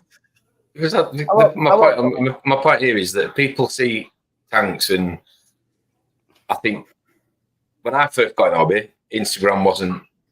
I don't think it was really a thing. I don't know. It wasn't something I was on anyway at the time, and I got more inspiration from other people's tanks, as in the local LFS, than off social media. And now I think people look at social media and think, I want that, and think that going into a shop and buying that is going to equal that, and it doesn't. And then when it doesn't, very quickly they throw the toys out, the teddy out, and get rid of the tank and go into something else. And I think orange glasses, I think there's people that think that because it looks like that in the shop, it's going to look like that when I get home, because they don't have the knowledge or the understanding of everything else that goes with it. Is all I'm saying. I think I'd say it's probably that it's an inverse relationship between the amount of money spent and the expectation and what you'll get for that money. Yeah, I think that's what puts a lot of people off. Because I mean, it kind of ties in what you're saying, Tom. You know, you see all these amazing. Because let's face it, no one puts pictures of ship tanks on Instagram, do they? Exactly. You know, they're not going to go, you know, look at my rock covered in cyano, or you know, everyone waits. Yeah. I mean, you're person, but most people, you know, no, actually, most people won't show it. On a blue tank hides a multitude of sins. And I remember when we first started out, Ross was on the live stream, and he used to have his tank quite blue. And then one day he put it onto white, and he realised he had a lot of algae. Like, oh my gosh! The blue light hid the algae, and all of a sudden he had big problems. By the time he'd spotted it, it was at a point where it needed some serious work on it. So it does hide all that kind of stuff. To your point, Rob, I think. Yeah, but I think there's go on, sorry. Go on. So it's just it's an unrealistic expectation, I guess. If you look at, you know, I mean, the tanks online, they're not people that have only been in the hobby for 2-3 months, are they? Most of them, you know, we're years in. And I think, I mean, personally, I don't know if it's a bad thing that they leave the hobby, because I think this hobby is, I mean, I love it. It's an amazing, but you have to have a certain resilience to get through the rough patches of it. And if you're not, you know, if you're not prepared for that, I mean, there's a million other hobbies out there, so maybe this is not for you. That would be my kind of take on it. I think it's the same reason why I went down the SPS route a couple of years ago, was because for me it was a challenge. It was all, you can't have that, you can't keep that. Like, why can't I? I'll show you. I can keep it, I can grow it. But in order to do that and maintain that, you've got to research, and you've got to find your own path. And I think there's a lot more advice out there than there was when I first got in the hobby. But I would also say good and bad. That creates another issue, because you get conflicting advice as well. And if, you know, you see, I would never post an issue on Facebook, because you'll get a multitude of answers, and then it goes down a rabbit hole on something else, and people decide to have an argument, and then for the person who's posted, they must get so disheartened, because it then becomes who's the alpha? They always just go off on tangents, don't they? Yeah. I can remember people selling Aptasia on eBay when I first got in the hobby, thinking they were corals. You know, seriously. Yeah. You know, and what do you think this is? Oh, is it flatworm? Is it this? Is it that? And the other, and 20 different comments. I think it's also very easy to come into the hobby if you've got no prior knowledge to the hobby. You're completely unaware of the ongoing running costs for keeping a tank, really, aren't you? You know, you don't. You know, you buy your initial setup. You go, you get your light, your tank, dosing pump, maybe whatever. You get some salt, and you think that's it. I'm off and running. And then next month you got to buy more salt, and you got to buy more dosing. I mean, it's a big commitment. And then you got the time as well. People's lives change, don't they? Yeah. You know, that's what I was going to say. Was the time. You don't realize how, even with a small tank, how much time you have to dedicate each day, and obviously over the week as well, because certain times of the week where you're doing your major maintenance, you're there, even on a little tank, a couple of hours doing your maintenance for that. I spend half an hour a day with mine. You probably spend how many hours do you spend with yours a day? At least way more than half an hour. I spend half an hour in mine. Yeah, Rob's like you, Jay, semi-retired. Yeah. I mean, I've said this. I would not have that tank if I had a full-time job. There's no way I'd have that tank. You couldn't do it. It would be ridiculous. Yeah. So I've only got it because I've got time to spend on it. You'd fail. Yeah. But I think it's difficult. Yeah, and it becomes a cycle as well, doesn't it? Because if you little and often really helps. Yeah. If you do have a problem, then you have to spend more time on it. And it doesn't necessarily, you spend that amount of time more on it, it gets better straight away. So therefore, you have a problem, you spend more time in it, it continues to get worse because it's a Titanic in terms of turning it around, and people get disheartened. And quite often they'll go and buy the potions and stuff like that, which then potentially then creates other issues. So if you've got green air algae, you then treat it, that goes and then you get cyano.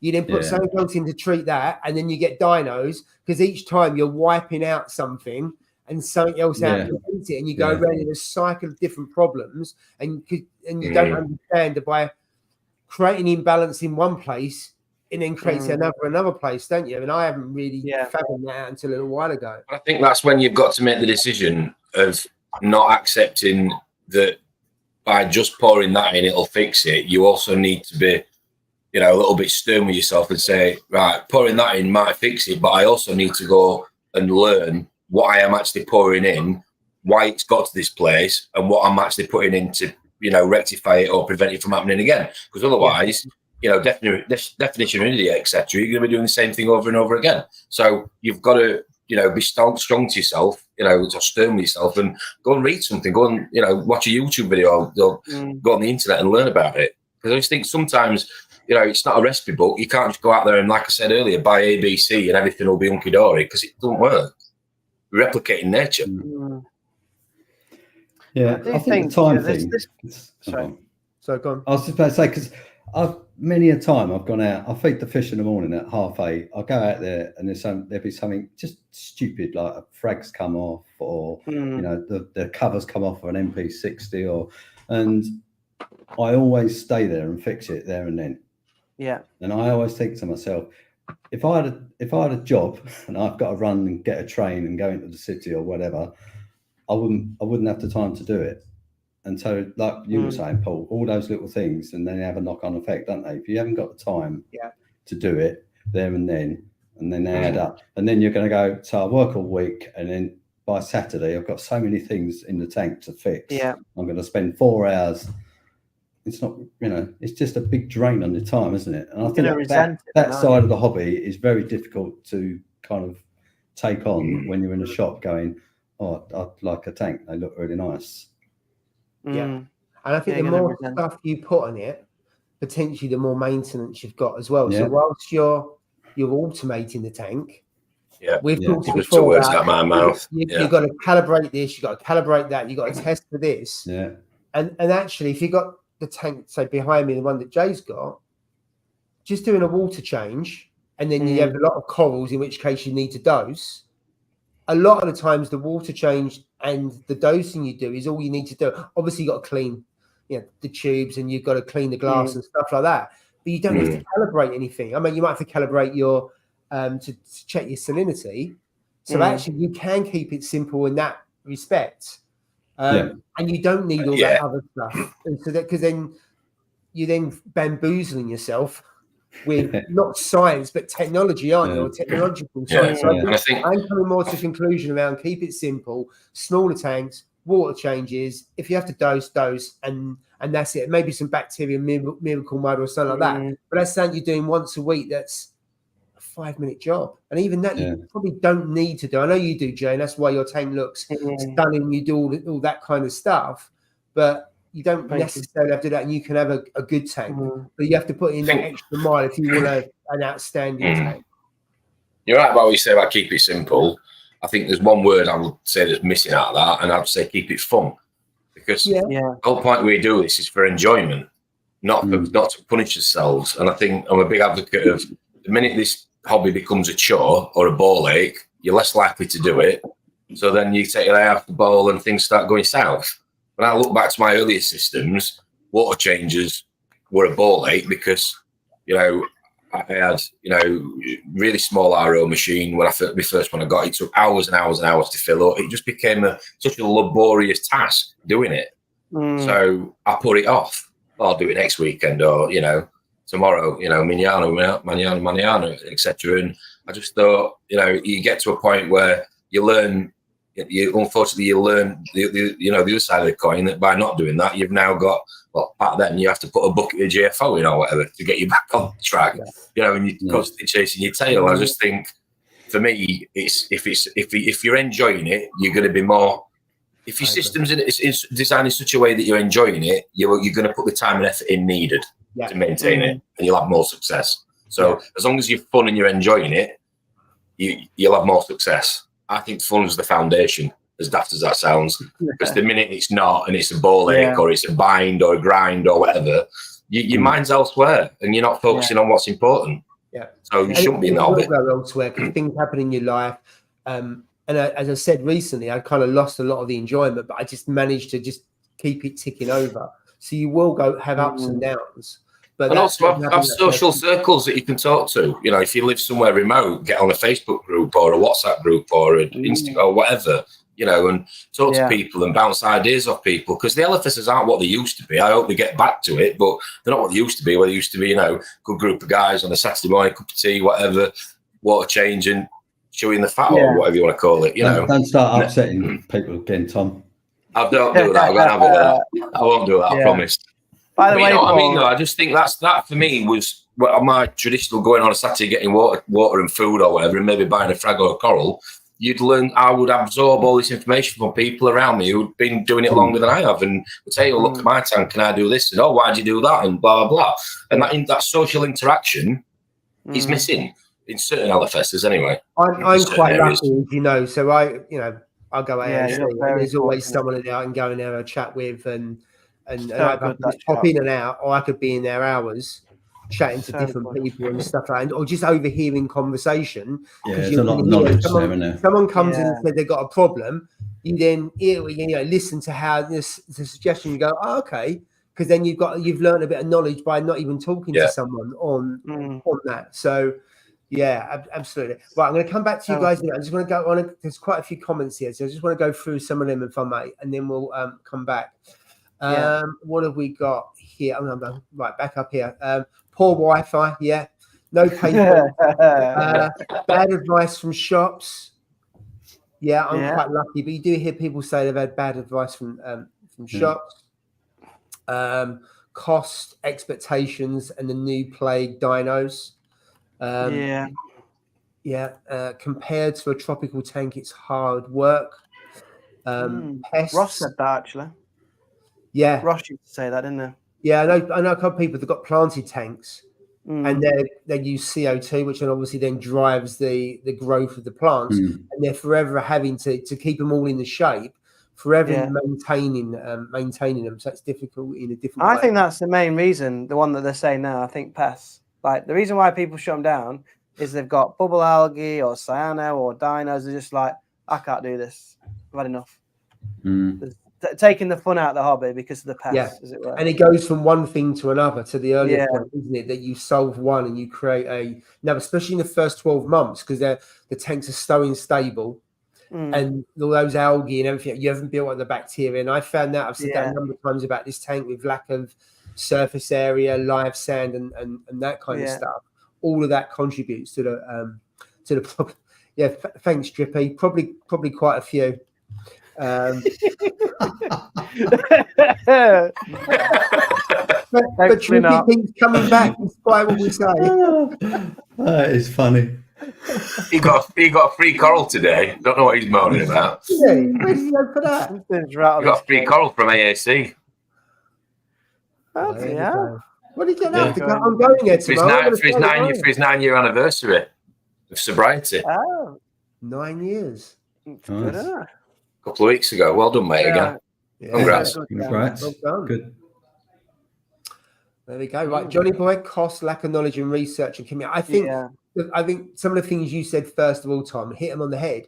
But if you do your research, you can't eradicate. You're going to make mistakes and things are going to happen. But by research, you can help avoid some of the pitfalls. Mitigate some of it, yeah. And be aware that something's going to happen. How do you deal with it? Like the ugly stage. Every tank, pretty much, not all tanks, but the majority of tanks go for the ugly stage. Be prepared for it. What should you do? What's the research on there? So when it happens, you go, okay, well, I'll do this. I'm not going to panic and create other issues. And you've done a bit of research, because virtually everyone goes through that stage. It's just how long it takes and the severity of that in your tank, which is quite often individual to your tank, isn't it? And I think we're luckier nowadays with a lot of YouTube videos. I mean, again, when I was first in the hobby, it was all sort of, things that you had to read and all jokes aside, Jay, there were no big pictures and things nice, things to look at. So it was all, lots of words. And YouTube, don't give me that. You're not that old, Jesus. No, but there wasn't nowhere near as much as there is now, is all I'm saying. So what I'm saying is, if there's something that you don't understand that you're trying to read and it don't make sense, I'm sure there'll be a video that explains it in a much more easier, palatable way on YouTube, is what I'm saying. Yeah. Is that all right? Is that all right, teacher? All right, sir. I think that's a perfect analysis of the situation. It's an A+ for you. Do you still get an A+, or they don't do that anymore? No, these have gone. They went about. Still get stickers, Jay? Like you went to the dentist? You give them stickers? What stickers? Well, like little good work stickers. Have you got stickers? No, not, mate. Gold star on your textbook now. Do people? Oh, here's a question for you. Question for you. Do people? This must be a Rotherham thing, and I'm going to embarrass myself even more. Not that I need to. Do people still wrap their? Textbooks or their school books in wallpaper and wrapping paper? Yeah, I remember doing that. It used to be your first ever homework, didn't it, when you got your book? Can remember that one? Yeah. Unfortunately not, mate. That's gone. And I actually like that's that. gone. That's gone. You used to have to get A's that on. Don't get A's anymore then. Don't get A's. You don't wrap your books. What did you get then? Education's gone down the toilet drain. What's the marking grade now then? Let's have it plain. Jay just sits on a beanbag with his Etch-a-Sketch. Just we just have it plain now. Just green cover with it. It's still got that box for the name and everything with the lines, but yeah, it's just plain. The creativity has gone, Jay. Where's the creativity anymore? Well, I don't know. What about papier mache round a balloon and then you pop it on the inside and make a head out of it? No, none of that. It's like where's the educational value? Like everybody says, "Oh, where's the educational value in that?" But actually, it's quite skilled to wrap a book. It took me bloody ages when I was doing it. So it's creative. Yeah, creative. Yeah, it's creative. I'll tell you what, Tom. Oh dear. I'll ask my classes in September if you want to take your book home. Wrap me a book. They'll be like, "What? Wrap a book up? That's what my granddad did." I'll say, "Oh, Tom, oh dear." In Doncaster, used to do it. Right. Okay. Sorry about that. Just was intrigued. No, sorry. That's a good question. It's a good question. Yeah. Impatience. Just as long as I've added something to the live stream tonight. You have. You always have something. Cycling, blooms, cold diving. Yeah. Yeah. People don't do enough research and realise the dedication required to run a successful tank. Absolutely. And I think also the research in terms of what you put in a fish, corals, and all that kind of stuff as well, and mixing the wrong things together. Now you could say compatibility. Yeah, definitely compatibility. Yeah, absolutely. Absolutely. Knowledge and patience. Well, wait, a few questions about Colney's pain easing and liquid morphine. I haven't seen much of it. Oh, yeah, it is on the morphine. Yeah, absolutely. Too eager, not enough knowledge.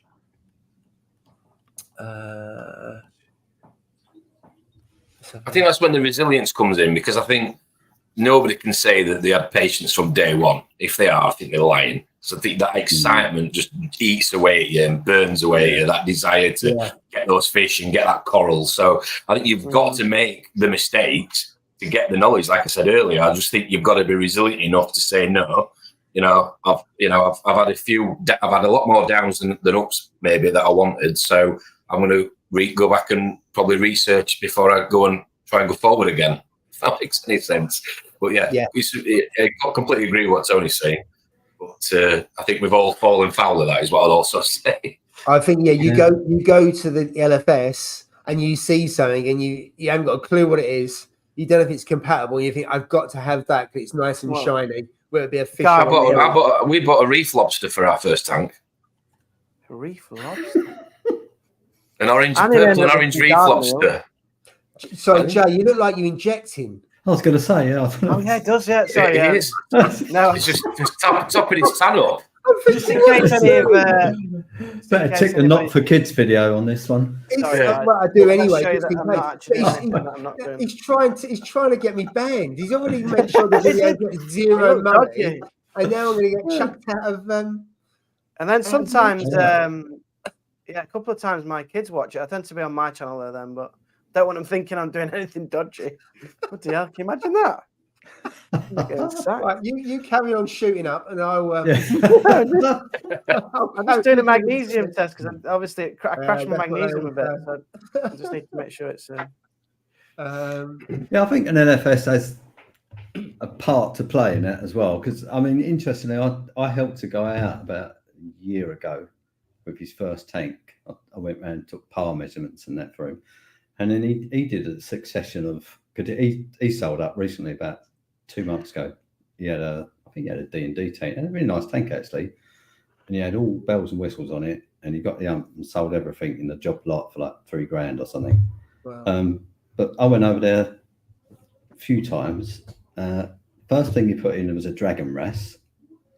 I mean, they're great when they're small, but I said to him, "Do you know what that is?" And he went, "Not really." And I went, "Oh, they're great, massive, and it's just going to wreck your tank because I think it was a 4 foot or 5 foot tank. You know, with a fish that's going to grow over a foot and is known to be absolute." So he went, "Oh," he goes, "I never said that in the LFS." So he got rid of it. And when I went back, he had a clown tank in there. And I was like, "Do you know what that is?" And he went, "No, not really." He goes, "I just saw it in there and I thought it looked really nice." And I went to the guy, "Is that all right for my tank?" And he went, "Yeah." And I went, "That's just bad advice." I mean, I know they have to sell, but it's just, that's right. You need to go back, aren't you? And they're driving people away from the hobby for that very reason. So they get the quick. Yeah. But yeah, I mean, the other thing, what I don't understand is surely when you're going at shop and you go, "All right, you can't have that tank," you know, there's so many other fish you can have. If you're in a shop, just point them towards something, you know, you're still going to get a sale, aren't you? But just put them to something that's not going to wreck the tank. So, yeah, I don't know what shop you use, to be honest, but yeah. So there is part responsibility from the LSF. Right? Yeah, I agree. Right, we got some other comments. So most corals will adapt to tank environment. I think a lot do. Yeah. Not ready for the adult stage, as we said, and knowing how to deal with it. Absolutely, because that's pretty much the first issue you're going to get, aren't you? If you can get through the cycle, because now if you follow most guides, you will cycle a tank. But I don't think there's issues with cycling as there used to be. Although you can trigger the cycle again, can't you, by having the nitrates too high and ammonia? But it's a lot easier than it used to be. I think Paul's new Barnet and Jay's fake tan will turn a few people away. Thanks, Chippy. Appreciated. Cheers, mate. Glad you noticed. I think having a reef buddy, which is what you someone said earlier on. I know, Jay, you hadn't been in the hobby long when we started the four of us got together, and I know you and Ross and all of us were helping one another, and that that made a big difference. It really helped. It really helped me. Without a doubt, that was part of the reason why I had a bit of success, because I used to message the group and ask about a few things, didn't I? And you always used to give me advice on, because you'd seen it before or you'd experienced it. And we used to jump on without calls, a doubt, didn't we? it helped. It's like marginal gains, and that was one of the marginal gains, just having you to speak to. You and Christian at the time, because you're the people that I knew at that time. I think having a reefing buddy or a group of people, I think you were saying that from about Facebook, if you can get some local people that you trust and you've seen their tanks, because it's the thing with advice, but what's your tank look like? Because that can give them some credibility around. That is a key issue. Because if you've got a tank and you manage to keep it going for a number of years and it looks half decent, in that number of years you would have come across so many different trials and tribulations, and also the patience as well and the husbandry to see it through, that you must have done something right, that you can I mean, just share your mistakes, isn't it? We all need to be old enough to be able to hold his hand up and say, one thing I did do was this, don't do it, this is why what happened, sort of thing. I think the LFS, I like seeing LFS with a really nice display tank. Like when you go to AAC and you see Paul's tank and you go, that's someone who knows what they're doing. Because that tank, I love that display tank. I think it's amazing. So I like it's beautiful. But also some of the other tank, I mean, I think I saw my first NPS tank at AAC, because very few people have those tanks. And I think the other one I saw was Reef Builders, when Jake had one, and he that was kind of the first series of seeing an NPS tank, and they're so few and far between because they are challenging above. So when you said LFS have a tank and it's full of those corals, and you go, that's not easy. That takes it to a different level, doesn't it? Yeah. Because you can't really leave it, can you? Because you got to feed it all the time. You got to, what you'd say, it's overfeeding, wouldn't you? The amount of particulate you got to put in. A lot of water change, I'm guessing, as well. Yeah, or you've got to have some serious amount of food. You almost like have a 170 size display and 400 litres of a sump, because you're with all your filtration and mechanical and everything else because of the food you put in it. I mean, the stuff you put in that is probably equivalent of, I don't know, maybe 4 times as much. The time commitment on that must be even high. It's much greater, isn't it? Yeah, all the reef roids and everything else you have to put in. Imagine leaving that whilst you're on holiday as well. You just couldn't do it, could you, really? Not easily. It'd be very difficult to leave an MPS tank while she went away. Yeah. I've got another one that's maybe a slightly controversial one. And some people are going to disagree with me in the chat. But I think some people leave the hobby because of trying to cut corners on equipment. And I do think that you do yourself some favors by buying equipment that's like not always a high end, but at least middle of the road. I think we've had this conversation on a live stream at another point, but not going in for the cheapest budget stuff, because I think sometimes it's less reliable, or it doesn't do as good enough job, or if it's lighting, you know, you're not going to get the coral growth or coloration that you want out of a cheaper light than you would out of a more expensive. So I just think do yourself a favor and give yourself a greater chance of success by not buying the cheapest stuff that's out there. Go at mid-range. You can buy high range and mid-range, Jay, on second hand though, going back to what we've been talking about with tanks. Yeah. I bought both my Royal Exclusive skimmers second hand because there's no way I'd be paying $2 grand a piece for them. Yeah. If you look at the Rob would, because he's like James Bond. I'm sure he is going around the world.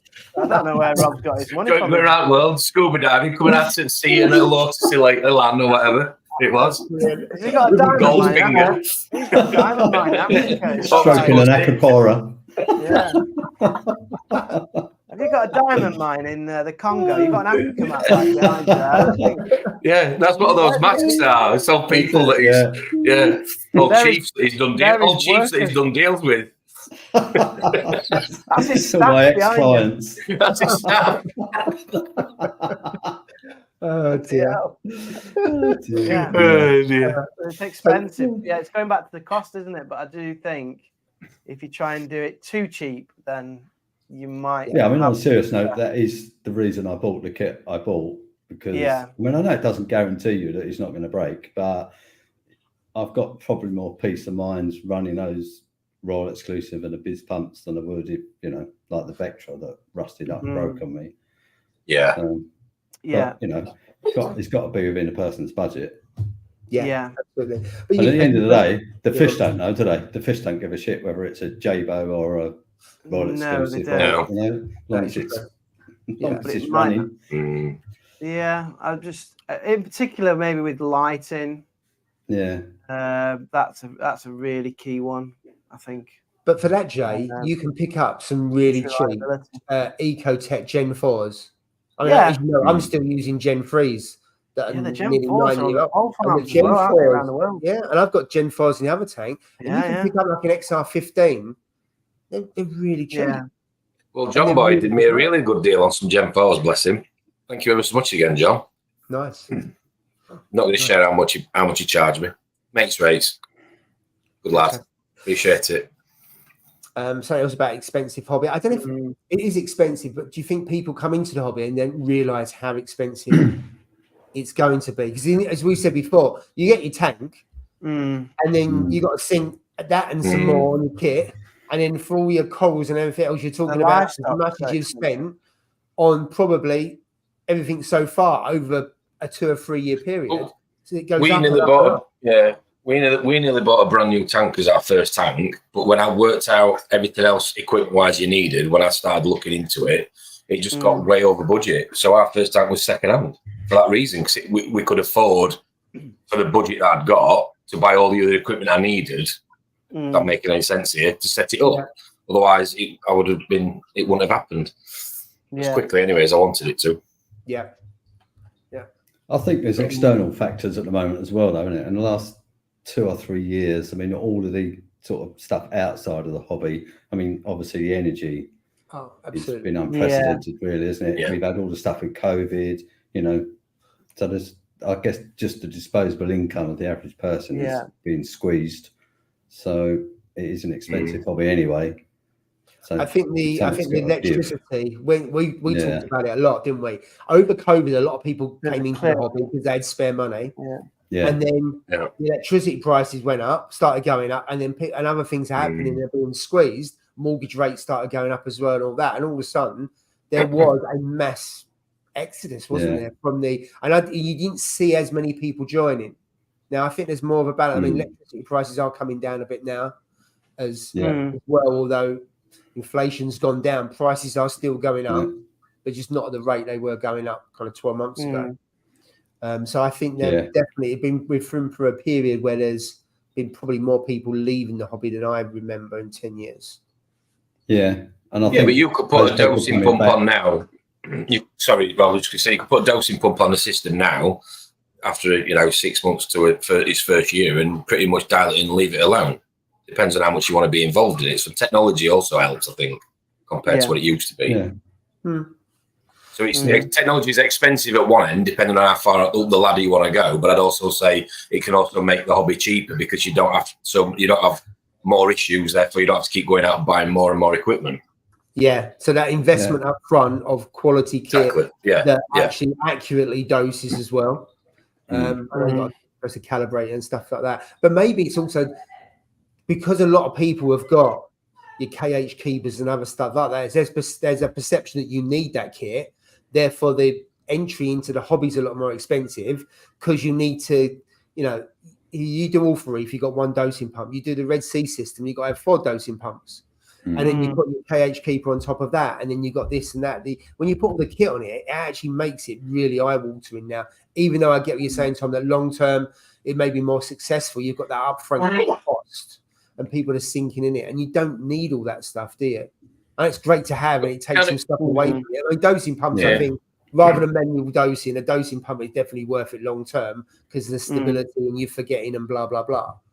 But I think I'm not saying you have to spend loads of money, but like Jay said, if you get decent equipment, I think you're going to have more chance of success with it, and you're going to have more of a sort of, especially if it's something like technological, like a dosing pump or something that's through an app. It's going to engage you more into it. Yes. As in you're involved with it more. So therefore you're monitoring things more. Therefore you're more involved in it more. If that makes any sense. You're more like encapsulated in your system. Yeah. And I think that keeps you more in tune with your parameters and your tank and everything else. I'm not saying they're always accurate because we know that they like to go up and down. But the point I'm making is it keeps you involved. And hopefully it keeps it fun, as I keep saying. No, absolutely. Comment there from Liam about costs. Also, how much each setting a small tank up would be nowadays when you consider light, salt, rock. And that's before you get live rock. Yeah, which is our earlier point around. I think live rock has a lot to play in that. Live rock, the availability of good quality live rock. Because, everything you talk about ugly stages and people falling out of love with it, it was a lot easier when you could go down to your LFS and get, 10, 20 kg of live rock, and you might have a little bit of an ugly stage, but you had a lot more chance of success, and therefore you had less headache, so therefore you had more enjoyment, so you stayed in it more for longer, quicker. That's probably partly responsible, because dry rock, you've got to be more patient setting up the tank with dry rock, haven't you? Yeah. So if you're a first-time reefer, you've got to be even more patient. Yeah. So that's probably not helping, is it? But then I remember when I started and I did get live rock, and then everyone moaning about all the pests that come in the live rock. So it's a different method. You still get, but it's something else to be wary of the kind of gorilla crabs and bobbits and all that kind of stuff. And that taser used to come quite often on it. But if you look at that kind of stuff, it's a different problem. But is that easier than trying to deal with what we deal with now? Unless you're really, really patient. I don't know. So that's what I think you need to be taught. It's like, it's sort of analogy is when somebody gets given a puppy, you get told, are you going to walk it? Are you going to feed it? Are you going to love it? Are you going to spend time with it? Are you going to invest in it? It's no different as an analogy goes to your tank, So I know it's not a dog on a lead or kitten in a basket, but if somebody was to say to you when you first get your first tank, are you going to test your water? Are you going to do water changes? Are you going to do this? Are you going to do that? If you can't answer, you look at yourself in the mirror and say, then it's going to go downhill, isn't it? Yeah, you don't realise what you're getting into because you haven't done the research. No, on that, absolutely. What's this Darren saying? Reefing's easier than trying to collect trainers for retail. Determination and stubbornness helps. It's a living art box. That only you can fix or change. It's a very fair comment. And they go 3.5K on a Red Sea XL 200. So it shows you, doesn't it? A lot of money. Yeah. Worth it. Yeah. Obviously, we're reef lovers, so it's worth it, but it is a lot of money. To not see success you can see why people would leave if they invested that amount of money. Yeah. You know, you're not successful, and you're not seeing what you see on Instagram because you think that's $3.5 grand. I should see something that's a nice work of art, really. Yeah. Yeah, absolutely. Right, let's see. A lot of second-hand equipment included. Yeah. I mean, we've said before, people are giving tanks away. The number of times we spoke about on here, like a Red Sea reefer, you know, I gave mine away. 200 quid, 500 quid. Yeah, absolutely. Yeah, I gave my 750 away. I couldn't get rid of it, so someone just took it for free in the end. Wow. Yeah. I mean, I sold it right at the wrong time when the prices of electricity were, going astronomical. So nobody wanted a big tank. Yeah. And if you have a look at it, the manufacturers responded. You think rooms that love to reef, most of the tanks that were on display were all the nano tanks, weren't they? Red Sea, DD, there was the Max Spec one, all three of those. If you'd gone back 5 or 6 years, to be fair, there wasn't smaller tanks around as much, was there? It was more the 3 and 4 foot tanks that would have been on display, and there it's the 2 foot tanks that were, or maybe slightly smaller, which reflects the cost environment, doesn't it? Yeah. Right. I don't buy stuff from LFS. I'd rather. What's that? Many steals it? Must be online. How do you not support the local LFS? It's really important to kind of, maybe not, you don't have to buy everything from there, but I think buying, things to keep the hobby going, and without the LFS, hobby starts to die. Without LFS, the hobby would just die. I know people buy online, but quite often, I mean, I speak to different people who own shops as yourself. They'll buy stuff, they'll have problems, and then when they've got a problem, they'll come into the LFS for getting advice, and then some of them go out in the shop with nothing, then they'll go and buy it online. So they've had the expert that would, let's face it, there are some people in the hobby that charge 60 quid an hour for a consultation. I'm not saying that's right or wrong. But if you've got an LFS, it's worth their weight in gold, and you go in there and you'll get maybe 20 minutes worth of advice. That costs absolutely zip. And then there's no obligation to go and buy it. But you think you've had free advice of them that's helped you, maybe saved you maybe thousands of pounds, depending on what happens. And they've done and given that for free. Where could you go elsewhere in life? I'm sure there are some places. You get usually experts, they charge you. So that's my view. I mean, I like to support LFS wherever I can, but that's my personal view. And I'm lucky that I've got, we've got loads of great LFS where we are. We're good. But I'm glad they're there, and I do use them. And like I say, they provide a good service. And I think the other thing is to remember about LFS is, all the stock they have on their shelves, that's not their stock, is it? So they're told what they have to charge for it. So it's not necessarily them like ripping it, it's the people down the line which go, I'll sell the bottle 90% RO water and I put a pound of whatever in it and charge you 30 quid. They're the ones who's making a massive profit in there. The other thing. Some of these bottles were taxed like sugar and alcohol, they'd be free. I think the other thing which I do feel sorry in the LFS, if I go back even 6 years, if you look at the dry goods area for an LFS, it would be a lot smaller than it is now. Now they have to.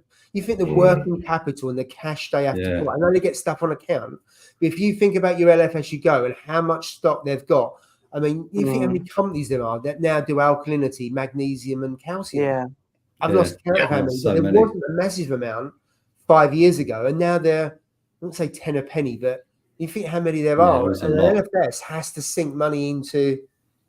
They're not samples; they have to buy that stock, don't they? So that takes more working capital. If they can't sell it, and they take the loss on outdated stuff. And that's when the social media thing bites again, though, for me, because people will follow fashions and trends. Oh, he's using this and she's using that, and he's done this and he's got this and he's done that. So I'm going to buy this, I'm going to buy that, and all of a sudden, this craze that was. The craze, your last week yesterday that the LFS, like Rob says, has got everything on the shelf is now yesterday's news, and we want this one. Yeah, absolutely. No, it does go in. It's going for a while, isn't it? You know, torches and they're going in powers. That's just from a livestock perspective, and then other things. help, which obviously was around years ago, and that's relatively cheap. But you've got other things that are quite expensive. I mean, as you know, I like Red Sea. I'm not too sure about having the 4 components that they've got. It might work really, really well. But I look at it, and I don't want a 4-head doser.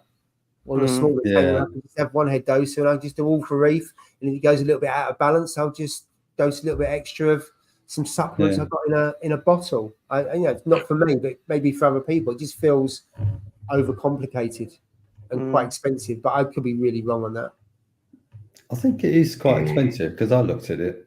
It did come out quite expensive. Yeah, it looks quite good if you're looking for that kind of method.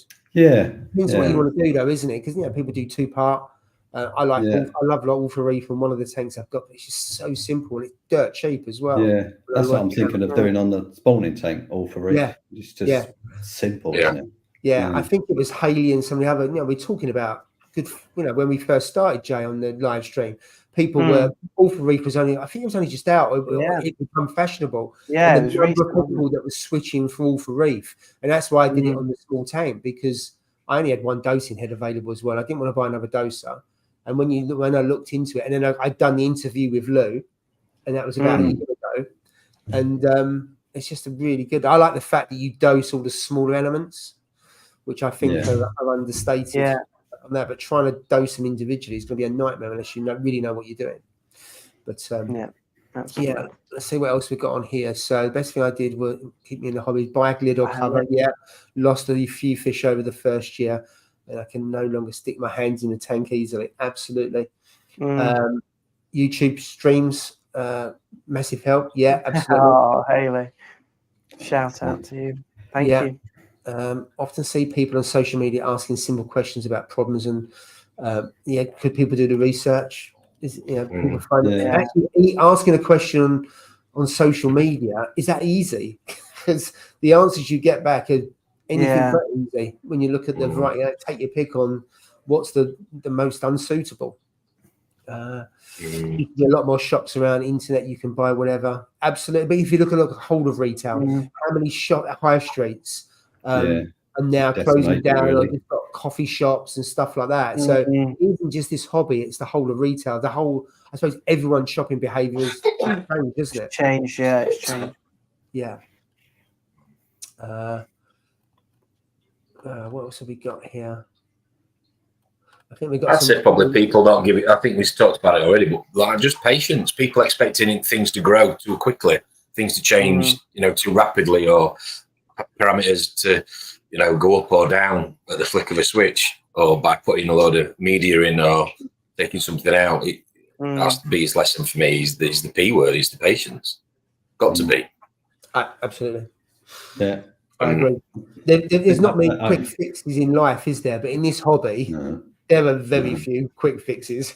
Yeah. I mean, how many months has it been that I've had to tolerate Jay? I mean, it's about 9 months now. I'm just getting there. You could have had a baby. It was really hard to start with. I mean, I was itching. Yeah. Come out in a rash. Love you, mate. I love it too, mate. And that is your first tank, guys. Is that your first tank? Yeah, this is still my first one. Yeah, 4 years. Yeah, nearly 4 years. 4 years. That's impressive for a first tank. Going back to like what Tom said, I just find it enjoyable and fun, and then I spend the time on it, and that's probably but I love it. This is another fear though I've got, Rob. Like, obviously, to take this down and then to put it in something else. You're gonna lose. You're never gonna lose something, or it's be hard to keep everything. That's the fear that I've got. Challenge. Tank transfer. Never done it, and obviously you guys have been through that, but and also every tank is different, isn't it? You could set up another one of those tanks and you could have completely different issues. They're so individual, all the tanks. Even if you're using the same lights, the same salt, all comes from the same source, and you think, how the hell did that happen? Well, I've been following the same method on that tank. That's what's really bizarre, and you're scratching your head thinking, how the hell did that happen? Yeah, and this tank's not a headache, and I love it, and I enjoy looking at it, and it just seems to just work. And then I think, well, what if my next one becomes a headache because I don't know, some issues that I get in there, and you know, it's just in the back of my mind. Absolutely. Right. I think you just need to stage it, don't you? So you keep that level of fun. You don't try and go from one extreme to the other overnight, because it'll do it over end like in a tears. 6-month period or something, and slowly move things over. Yeah. Right. I've got 4 minutes left, and I'm 15 minutes behind on the chat, which has gone really, really quickly. So apologies. I'll get through to your comments Thanks now. for the comments, guys.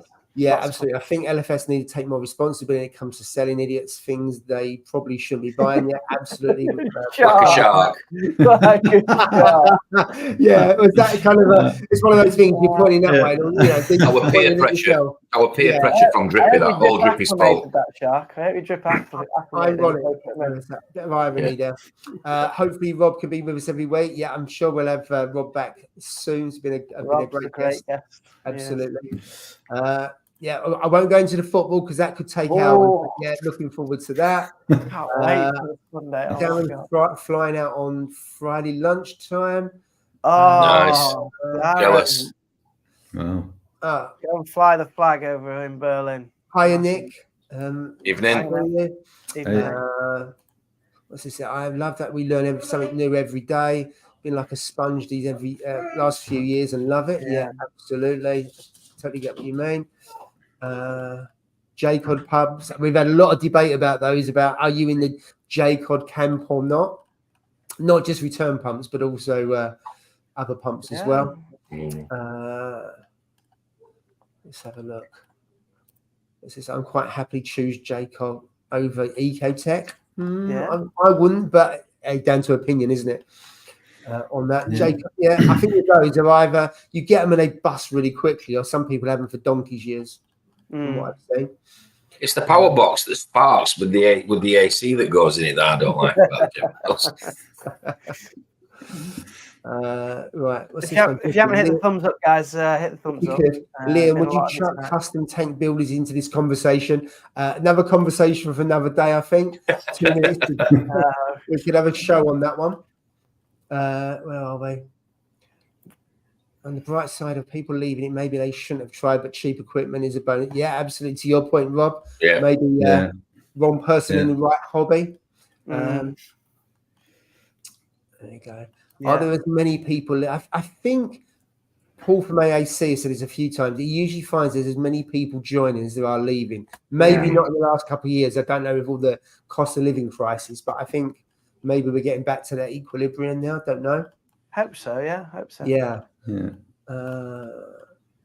What's this about? The fact that not just the tank, the amount of storage I need for my maintenance equipment. Absolutely. The longer you're in it, oh my God, you have rooms full of stuff. But for sure, it's always that I might need that. I know, Tom, we've talked about this a few times about, and also if I get rid of it, if I go and buy it new, it'd be like 500 quid or something. So I might as well keep it. Yeah, absolutely. They're saying about the Red Sea new 4-part looks amazing. Yeah, not for me, but absolutely. Got some good equipment, but it's second hand. Otherwise, couldn't have had the tank. Yeah, absolutely. Yeah, that happened to me. Yeah, I think second hand equipment. That's perfectly good. Like Tom was saying, get some good stuff there. Started with an Evo, then a 170, now a 1200. Yeah, all second hand. Absolutely. Good quality second hand stuff. Yeah, I find live rock and starting with dry rock is controversial. It depends on how much live rock you put in.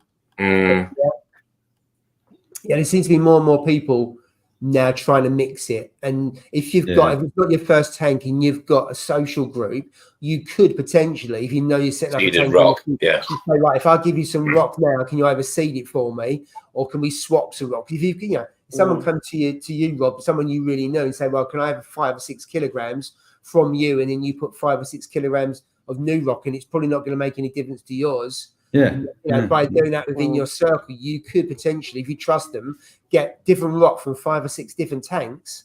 I suspect that should be really good, couldn't it? Because you've got 5 different ecosystems. So a rock swap, and then a rock swap, and then a plop and drop, Rob. Yeah. Something like that. You get the gist. Or drop and flop. I don't know how I'd feel about someone bringing rock from their tank to stick in mine, because I'd be. No, I think if they gave you new rock. Yeah, I'll do that. Yeah. bedrock on that side. Absolutely. Because if you don't need it, then why would you take it? But if you're someone who's up a new tank and they trust you, then it's a perfect way of doing it. Because if you get live rock from an LFS, it's really expensive. And I get why it's really expensive compared to dry rock. You could do some deals with local reefers and it makes it economical and you get a nice spread as well, don't you? Yeah. Right. Yeah. Julian Sprung on Polo said you don't get bristle worms when you use dry rock. So what did mine come from? They could come in on anything though, couldn't Livestock. they? Yeah, they could come on frag plugs. Frag or Zoas. Yeah. They can easily hide, don't they? You only know you've got them really is when you pick up a piece of rock and you realise you've got them. I think it's really hard to bring in, when you bring in SPS frags, easy to clean them. Anything else, torches, you know, any euphilia, there's just so much stuff comes in on them, doesn't it? That's where you get your, I can't think of the vermitids.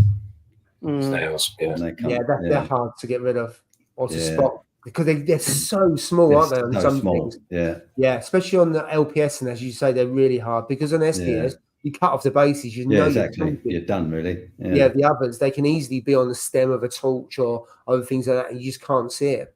Yeah, absolutely. As far as the expense of this hobby is, cut your coat according to the size of your class. Yeah.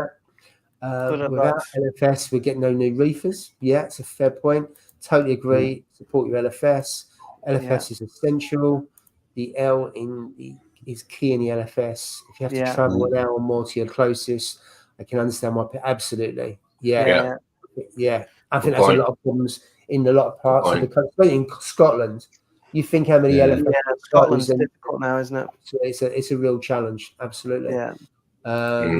And he was saying about no good LFS in Dallas. Absolutely. Buy online. Absolutely, it's a needless geography, isn't it? Well, that's surprising. It's a big city to not have a decent LFS. Yeah, absolutely. Right, let's have a look. I think we're almost there. Right, I've got a con there about what people buy. Nick, we have to cover that another time. We're out of time. That might be quite a good one. Second-hand equipment for a show down the tray, down the road. Right. We've got this every week. Absolutely, we'll have a look at that. Who would take a win on Sunday for? Why didn't you ask that question half hour? Remember, was it half hour ago? No, it wasn't. It was 3 minutes ago. It could have been. I could have done a poll on that one. Drippy. Oh dear. The only good thing you said all night, and it's bloody too late. Dying death. Can I just ask a question before you start wrapping up? Is there a Sunday morning one as well, Tom? I need to send my apologies because I forgot that one. Is there, Rob? Are we doing anything on Sunday? I can't remember if we said we were going to try. We haven't done much homework though, have we? Was it just a one-off? Zero homework. I'm trying to think if I'm doing it. I don't think I am. So if you want, we can do one. Yeah, we can do on Friday, Sunday. Yeah, can only do an hour and a bit though because I've got this barbecue to sort out. Honestly, there's so much work I've got to do. But now I can come on Sunday. What do you want to do? 10 o'clock. Yeah, okay. Cool, guys. So that was 10 o'clock your answer. on your channel, Tom, yeah? Yeah. Yes. Excellent. No content at the minute. No, not ICP testing. And nothing to do with Reef's Elements either. Move on. Oh, by the way, Paul, he loves Reef's Elements. He has to tell you all about that. Yeah, you'll have to tell me. Brand ambassador. Right. Freestyle, isn't it? Well, we kind of have a topic and it's worked tonight actually pretty well. So thank you for everyone who played with us. 52 people still watching. Thank you very much. You guys. Great topic, guys. Rob, thank you very much for making the time to be with us. It's a pleasure. Thanks, Rob. Other two guys, Tom and Jay. Thank you. Thanks for remembering us. Right, I will see you all next week and enjoy the football if you like football on Sunday. So have a good weekend. 10 o'clock Sunday, Tom's channel for live stream. Bye. Cheers. Bye.